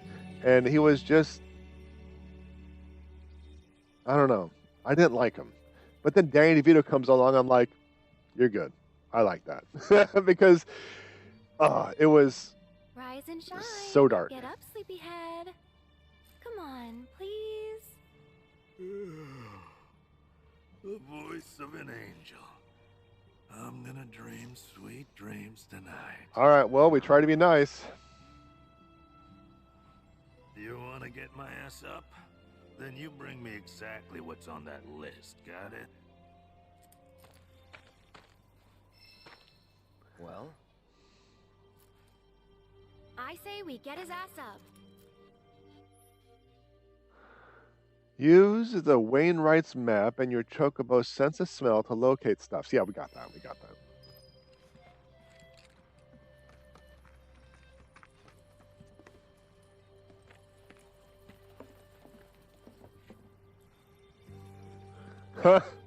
I like the little doodle of a chocobo. Well, there's no doubt that's the farm. We got the chocobo there just to the north. Okay. Now, I really enjoyed the first two movies, even though the first one was janky and wonky.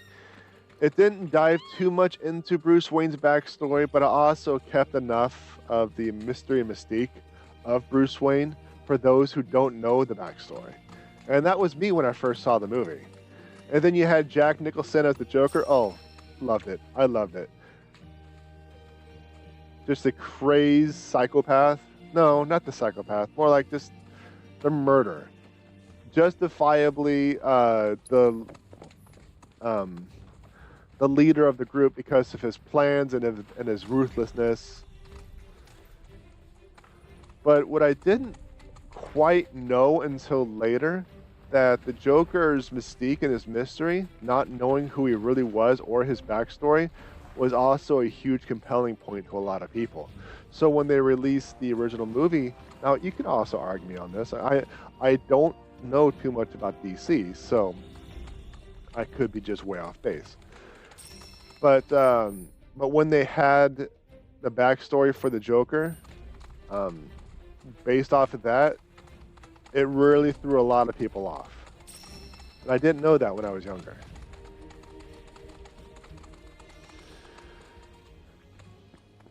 Now, why did I just... Oh, because I'm in the chocobo thingy. Okay, that makes sense.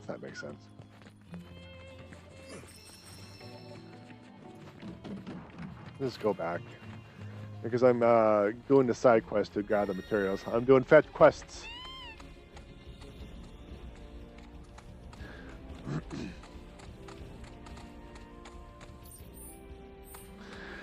So when I learned that that was part of the Joker's mystique and his backstory is you can't know his backstory, Joker turned out to be a really good character for me. It's like, and then when you have Heath Ledger playing him, and how he doesn't have the backstory and he doesn't want to kill Batman, he just wants to have fun. That was a really interesting turn point for me when it came to Joker and his story. But then they came out with the movie, The Joker. I mean, Joaquin Phoenix did a fantastic job, but I hated that movie. I hated that movie because it ruined everything about the Joker. But then the Joker 2 came out, and I hated that movie even more. There was nothing about the Joker 2 that I liked.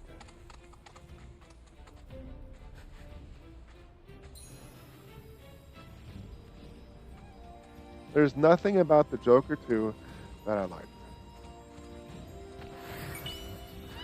I am pretty close to saying the Joker 2 was the worst DC movies thus far. That is taken in consideration Batman Forever and Batman and Robin. With the bat nipples and the bat credit card, the Joker 2, in my opinion, was probably the worst DC movie so far. Yeah, the Joker's always had a mysterious backstory. There's a famous line in The Killing Joke where he says, if I'm going to have a past, I prefer the multiple choices. If I'm going to have a past, I prefer it to be multiple choice. That's interesting. That's interesting.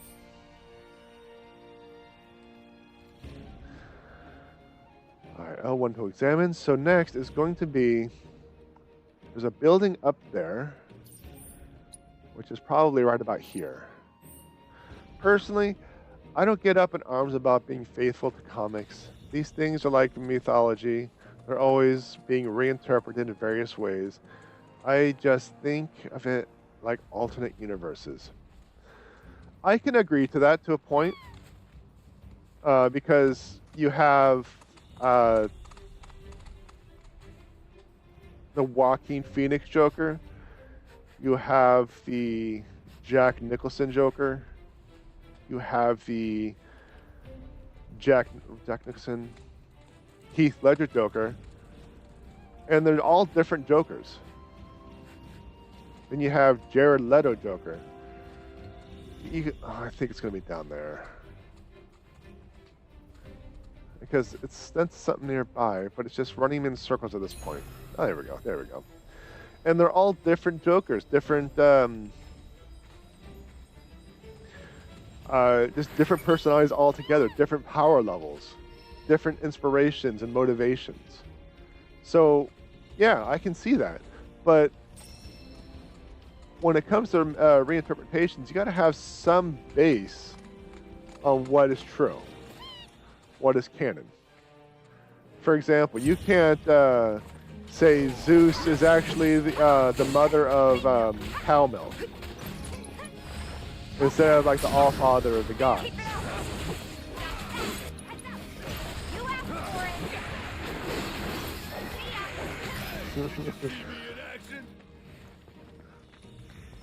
You see, exactly. You don't like the Jared Leto Joker because it's a silly Joker. So all of this is Junon? Everything above us. Below is under Junon. Little more than an impoverished fishing village. Huh. Figures. Shinra's always gotta have someone to stomp on. It's their friggin' MO.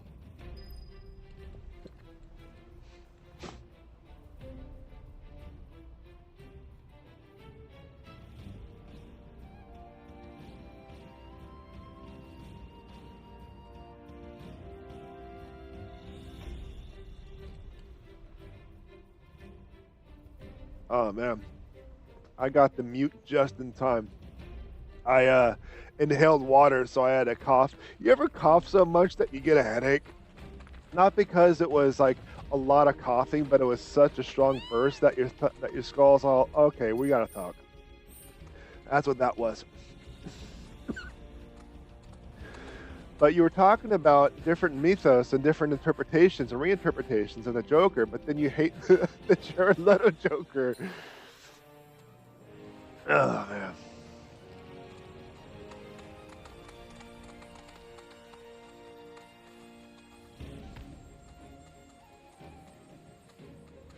So what do you think about Robbie Markets and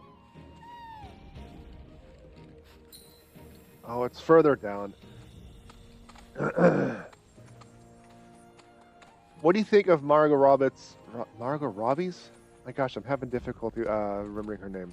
Margot Robbie's reprisal of Harley Quinn.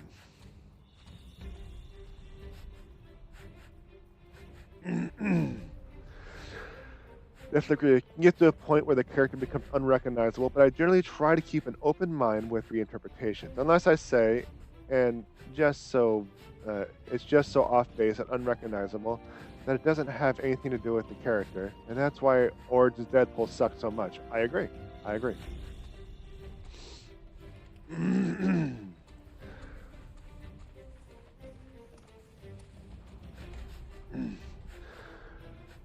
Silly is not the word I would use for Jared Leto Joker.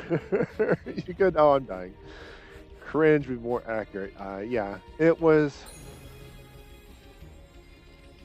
One of the things that I want to know is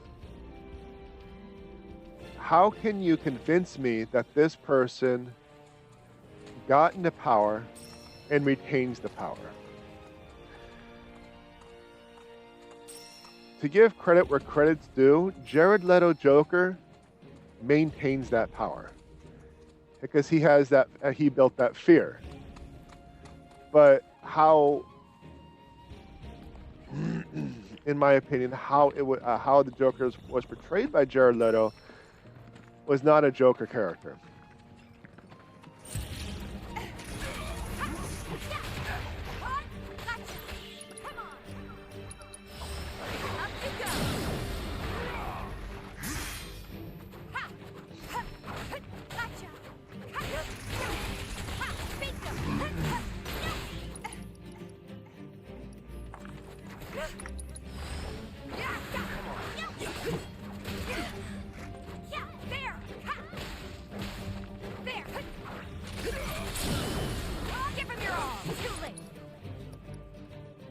Yeah, it's gonna be over with here. Oh, there's one more. There's one more.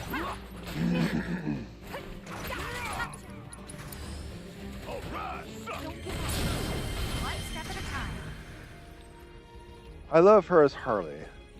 I'm a little sad they kind of abandoned the whole Harley Quinn angle, but the comics have done that too, so whatever. Still has the same vibes and personality. Margot is fine as Harley. That's why there's no Joker in the next movie and why she became the face of the reunion. Okay. Leto was all toxic and no fun. Yeah, I heard he is a method actor and he over-methoded it. Joker has always been fun in his toxic behavior. So, I don't know. I can't even recall the original actor, the one that didn't want to shave his mustache as Joker. I can't recall his name. I just recall that fun fact. So I don't recall him. But then we got Jack Nicholson's Joker. He retained his power because he was already the number one or the number two to the big guy, and then he kind of just lost it for obvious reasons, and he took power for himself. So he worked to maintain that power, but Nicholson's general personality and how he got everyone to dress up like that didn't make much sense to me. We're all going to dress in outfits and this and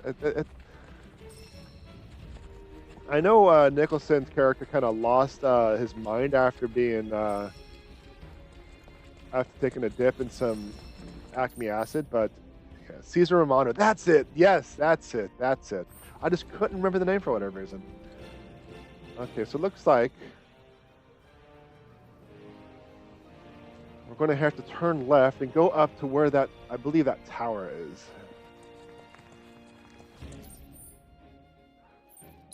Is it going to be here? Oh, here. Where's it going to be? Is it going to be right about here? Because we're facing a wall right now. Excuse me, sorry. I still have some of the thing in my throat, so.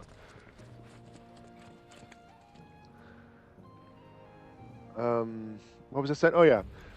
So Nicholson's Joker and maintaining power, I had a difficult time buying.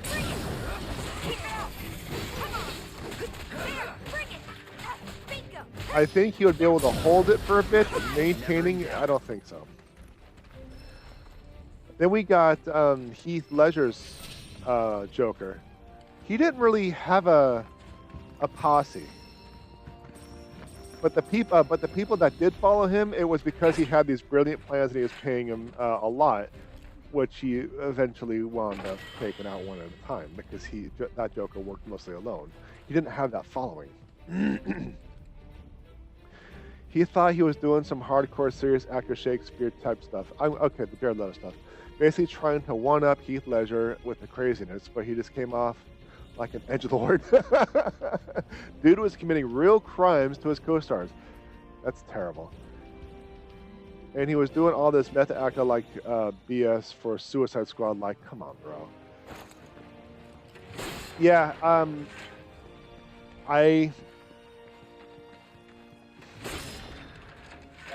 you don't try to one-up another actor who played the role before you. You try to make the role your own. And I think that's what Heath Ledger did with his Joker. He made it his own. He didn't try to one-up Jack Nicholson, because Jack Nicholson was a spectacular Joker in my opinion. But so with Heath Ledger, because he made it his own.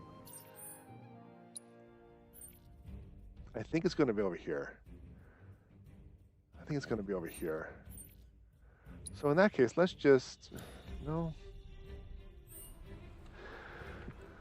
So Leto, I think, tried to, as you say, one up someone, try to outdo the role, and I think that's where he fell flat.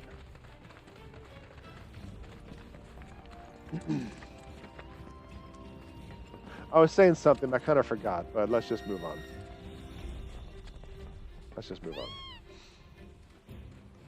Because I honestly don't know much about the DC universe to actually be the the sounding authority. Granted, we have a walk and talk in Bartel's Bookshelf Littlepedia about the DC universe, so we can correct anything I say, which is fine.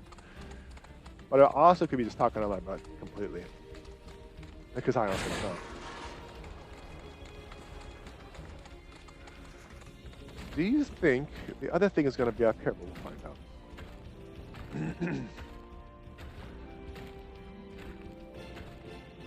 My favorite story regarding all the Jared Leto stuff is that he sent a rat to Margot Robbie and they were going to leave it behind after filming, but they gave it to Guillermo del Toro instead.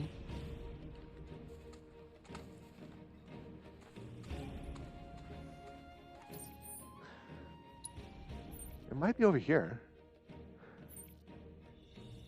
Maybe not. Because it looks like it's a tower of some type.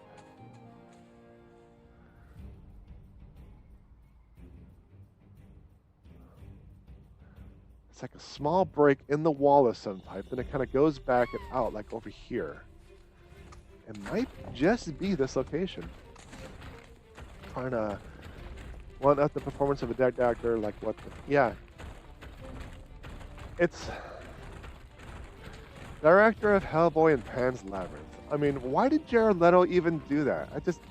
I don't understand method actors. Granted, I am not in any shape, way, or form like knowledgeable on actors and their methods of getting a character, staying in character, and keeping character, and building that character. I don't know. I am completely ignorant on the matter. But that also gives me like a neutral standpoint. So from a neutral point of view, that doesn't make any sense.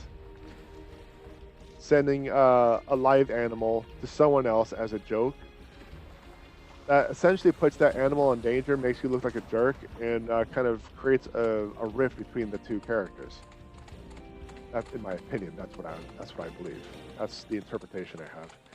He loves rats, and he has pet rats for ages. So he took a rat when no one else wanted it. Okay, that works. I can work with that, but that also wasn't the plan. So Leto's still a dick, in my opinion, because of it. Has he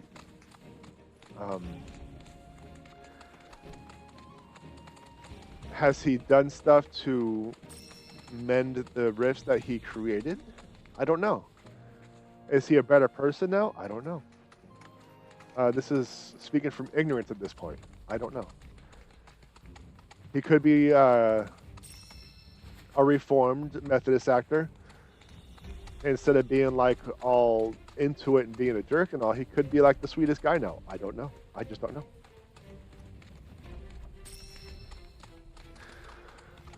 I understand method acting to an extent. It makes sense to try to get into the mindset of the character, to try to live and think as a character, etc. But a lot of serious actor types who go method just to use it as an excuse to be a-holes. Reformed Methodist actor. Yeah, I think you kind of see where I'm getting. Well, what I'm talking about, like the point I'm trying to make, and I think I need to go over here. I don't know, honestly.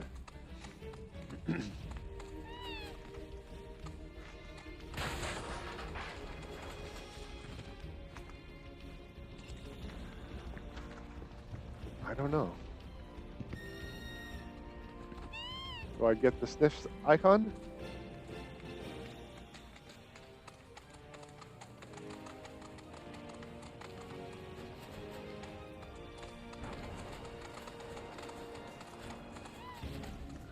It is over here.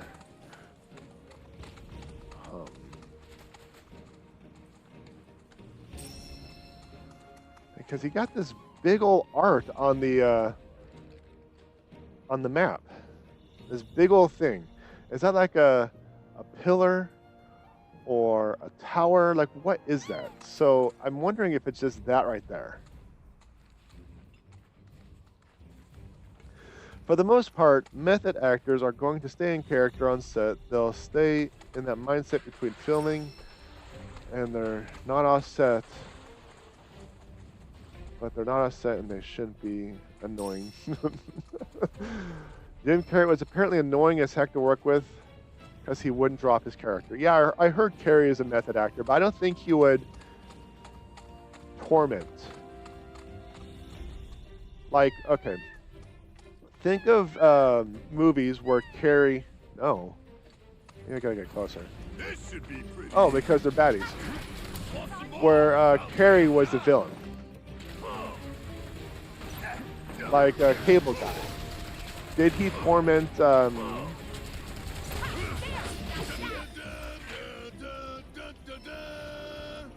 Oh my gosh, I'm having a brain fart in his name.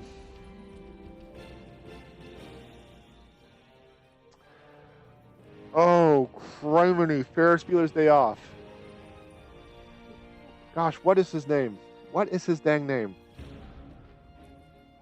It's gonna kill me.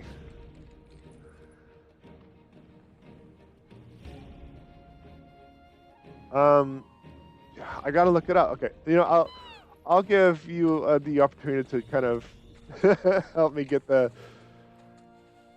It's like right there.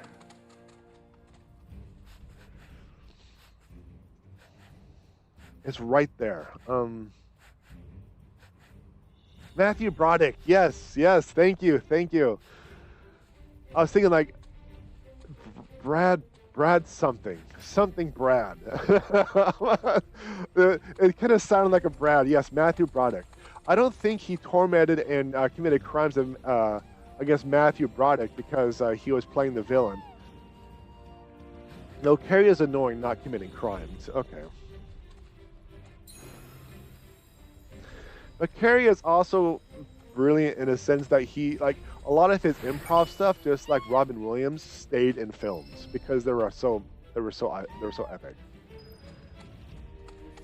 Like during Liar Liar, granted this isn't an intentional thing, when he's running up to, I think it's his, I don't remember if it's his wife or his ex-wife, but he trips and almost falls in the lawn, and they wanted to do a remake. They're like, no, keep it, because that sounds like, he said, no, keep it, because that sounds like something the character would do, just be ambling and stumbling all over the place. Stuff like that, because, like I said, it wasn't necessarily his fault, it wasn't intentional, but it fit.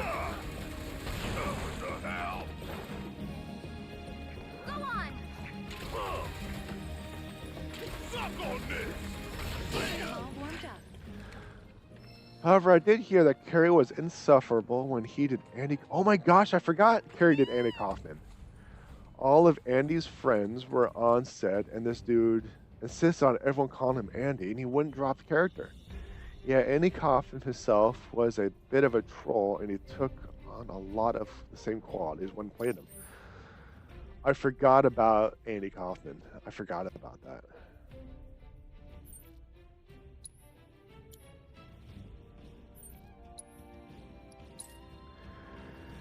Imagine being a part of a movie about your dead friend and the actor playing him insists you treat him as if you're actually a dead friend. Yeah, no. No. No.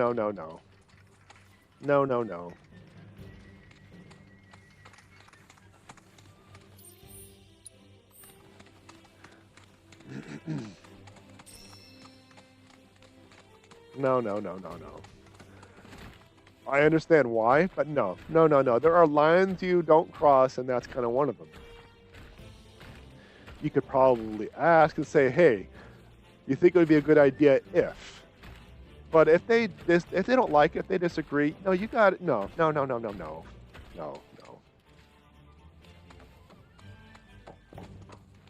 I think it's going to be up this way. There's certain things you don't do, and no. I don't think I've ever actually seen that movie, so I don't honestly know. I know very little about Andy Kaufman himself. Not like the movie, but actual Andy Kaufman. I don't know too much about him. But if you're going to reprise a role of somebody, you know, you still got to be respectful. Where is this jerk?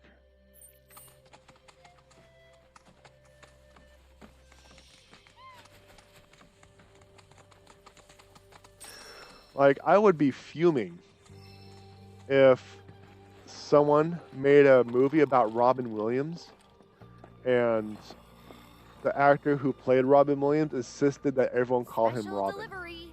No.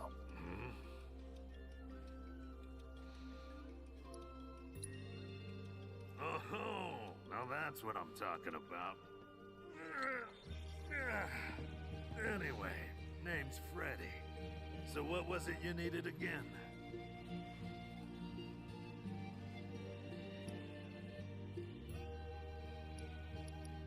No.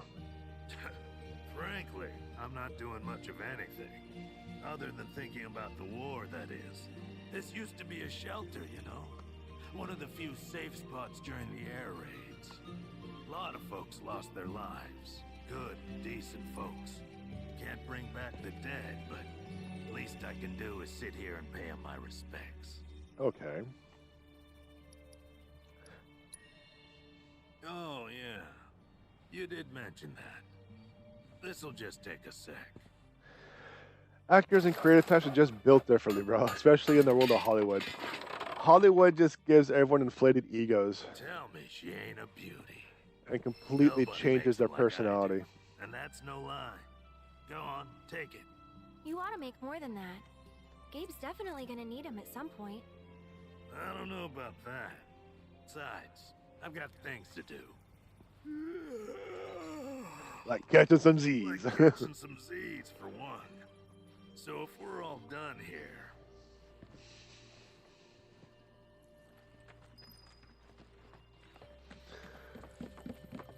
I mentioned before, because my brother is very similar in the matter, but letting like something get to your head and change you completely, whether it's money, fame, being good at something, I don't know, being delusional that you're good at something, just pisses me off. Like I try to be tolerant, but sometimes I don't know. Sometimes I just don't have any tolerance for that kind of BS, you know? Robin could be a pain in the set too, with all quick he was to make up his own lines.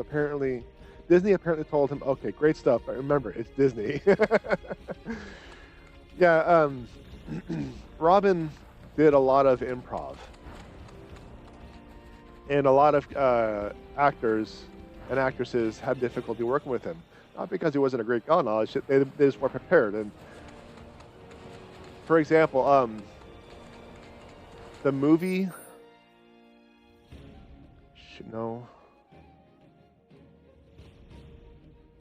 Rush Hour. That's it. Rush Hour. Gosh, it took me a minute to remember that one. I haven't seen Rush Hour in a while.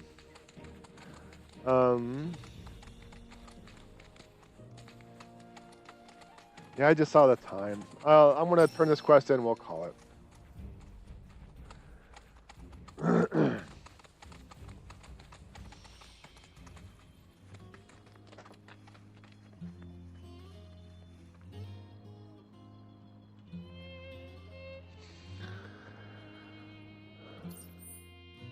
Okay, so as I was saying, Rush Hour.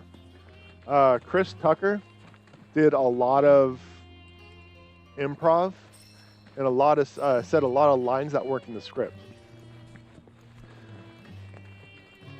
And then we have Jackie Chan, who said everything line by line because English is already tough enough for him. You know, he already struggled to say a lot of things in English. We'll get to that here in a moment. I'm going to walk around and collect things while I talk about this. So when Chris Tucker would say something improv, sometimes Jackie Chan wouldn't know what to say or when to say it because he was still trying to process what was said. I don't exactly know any examples, but I do remember seeing the behind the scenes because Jackie Chan and his own stunts and seeing him hurt himself while trying to perform these feats of just ridiculousness was just so amazing to me. But he talked about that, like especially when it came to I think the Rush Hour 2, when they had that Chinese lady beating everyone's butt. And Chris Tucker was saying, like, we could have been something, man. We could have been something. But you're one crazy-ass bitch. He actually struggled to say the word bitch to her because he didn't want to insult her. he really didn't want to insult her. So he tried to say other things like you're just crazy, you're this and that, but he didn't have the slap that the director wanted. So he kept telling Tucker like, just say it, just say it. I can't say it, just say it. And he finally said it. He said it once, I think, and it stuck, and that was it. That was the last take. Guess what? Brought you a present from your good friend Freddy. Is that so?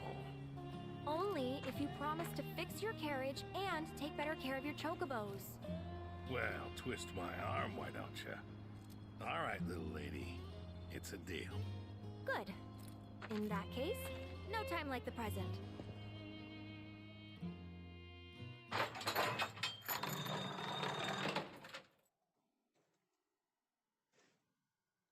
Whew.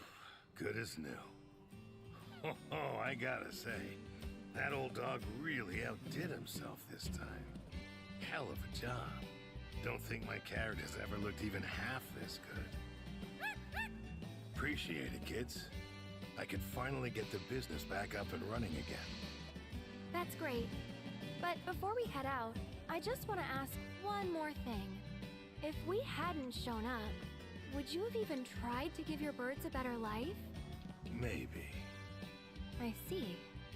But I get it. Shinra's a big company, and what they say goes. I can't blame you for being too scared to fight back. Hey, I ain't scared of those sons of bitches. Not one bit. Oh? Then why'd you shut down the business? It's like I told you, my carriage broke. And getting the parts to fix it sounded like a real hassle, so there you have it. I just let it go. How responsible.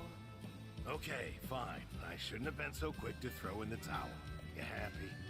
Starting today, I'm giving this job my all. I'll stock up on parts so I can keep the carriage moving and make sure my birds never get bored again. You hear that? Then the deal is sealed. You're quite the businesswoman yourself, ain't she? Now that Gabe is back in business, you can travel between Junon region and the grasslands. There we go, without entering the mines. I was actually trying to do that for a bit. But now that that's taken care of, let's rest our old achy bones. Where was that? There you are. And call it quits for the day. I see a chat. Just give me a couple.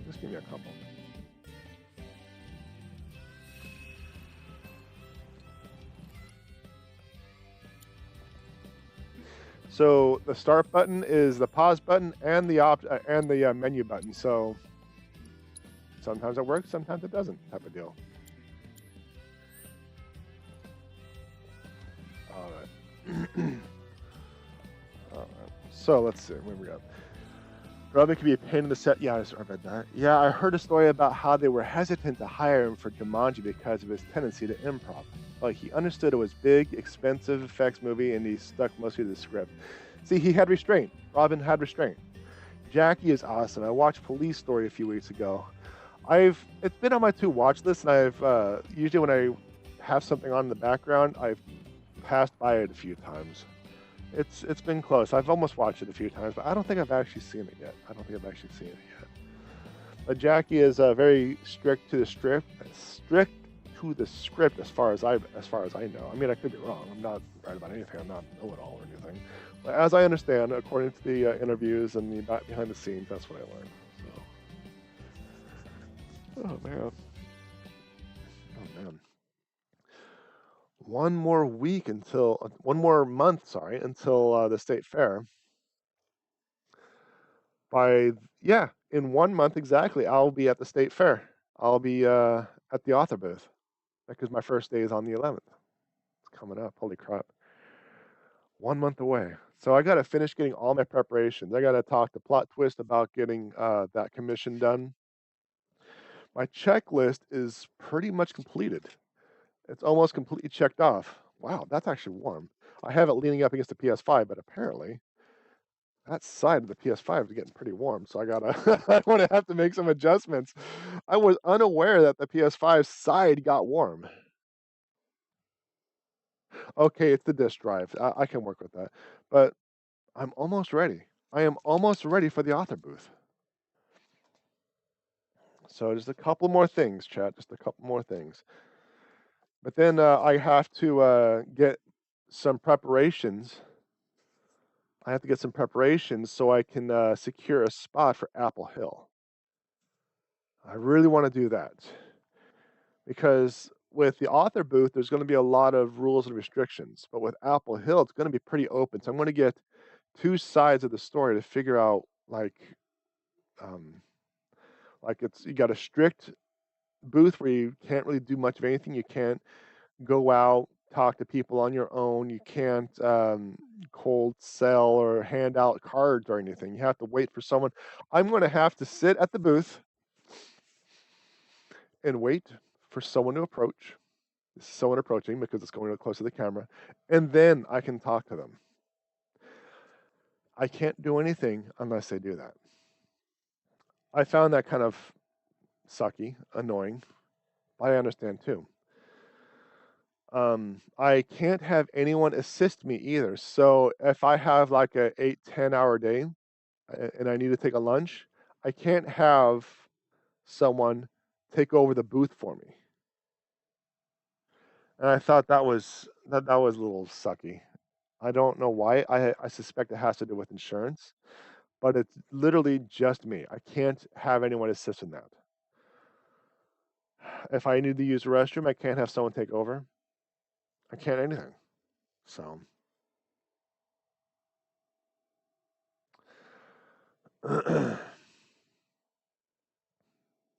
all his Hong Kong flicks are worth watching, in my opinion. All of his Hong Kong, is the Hong Kong flicks like a series, or are you talking like every movie he's made in China? Hollywood never knew how to use him properly. Okay, I think all of his the movies he made in China because he was able to just unleash. Looking forward to that. I'll be there. Good. Look forward to it. Going to start working out this weekend. Oh, good to hear. Good to hear. As a customer, I'd prefer that. I'd have so much anxiety if a guy walked to me, gave me a flyer, then I went to his booth and didn't buy anything. Social anxiety could never.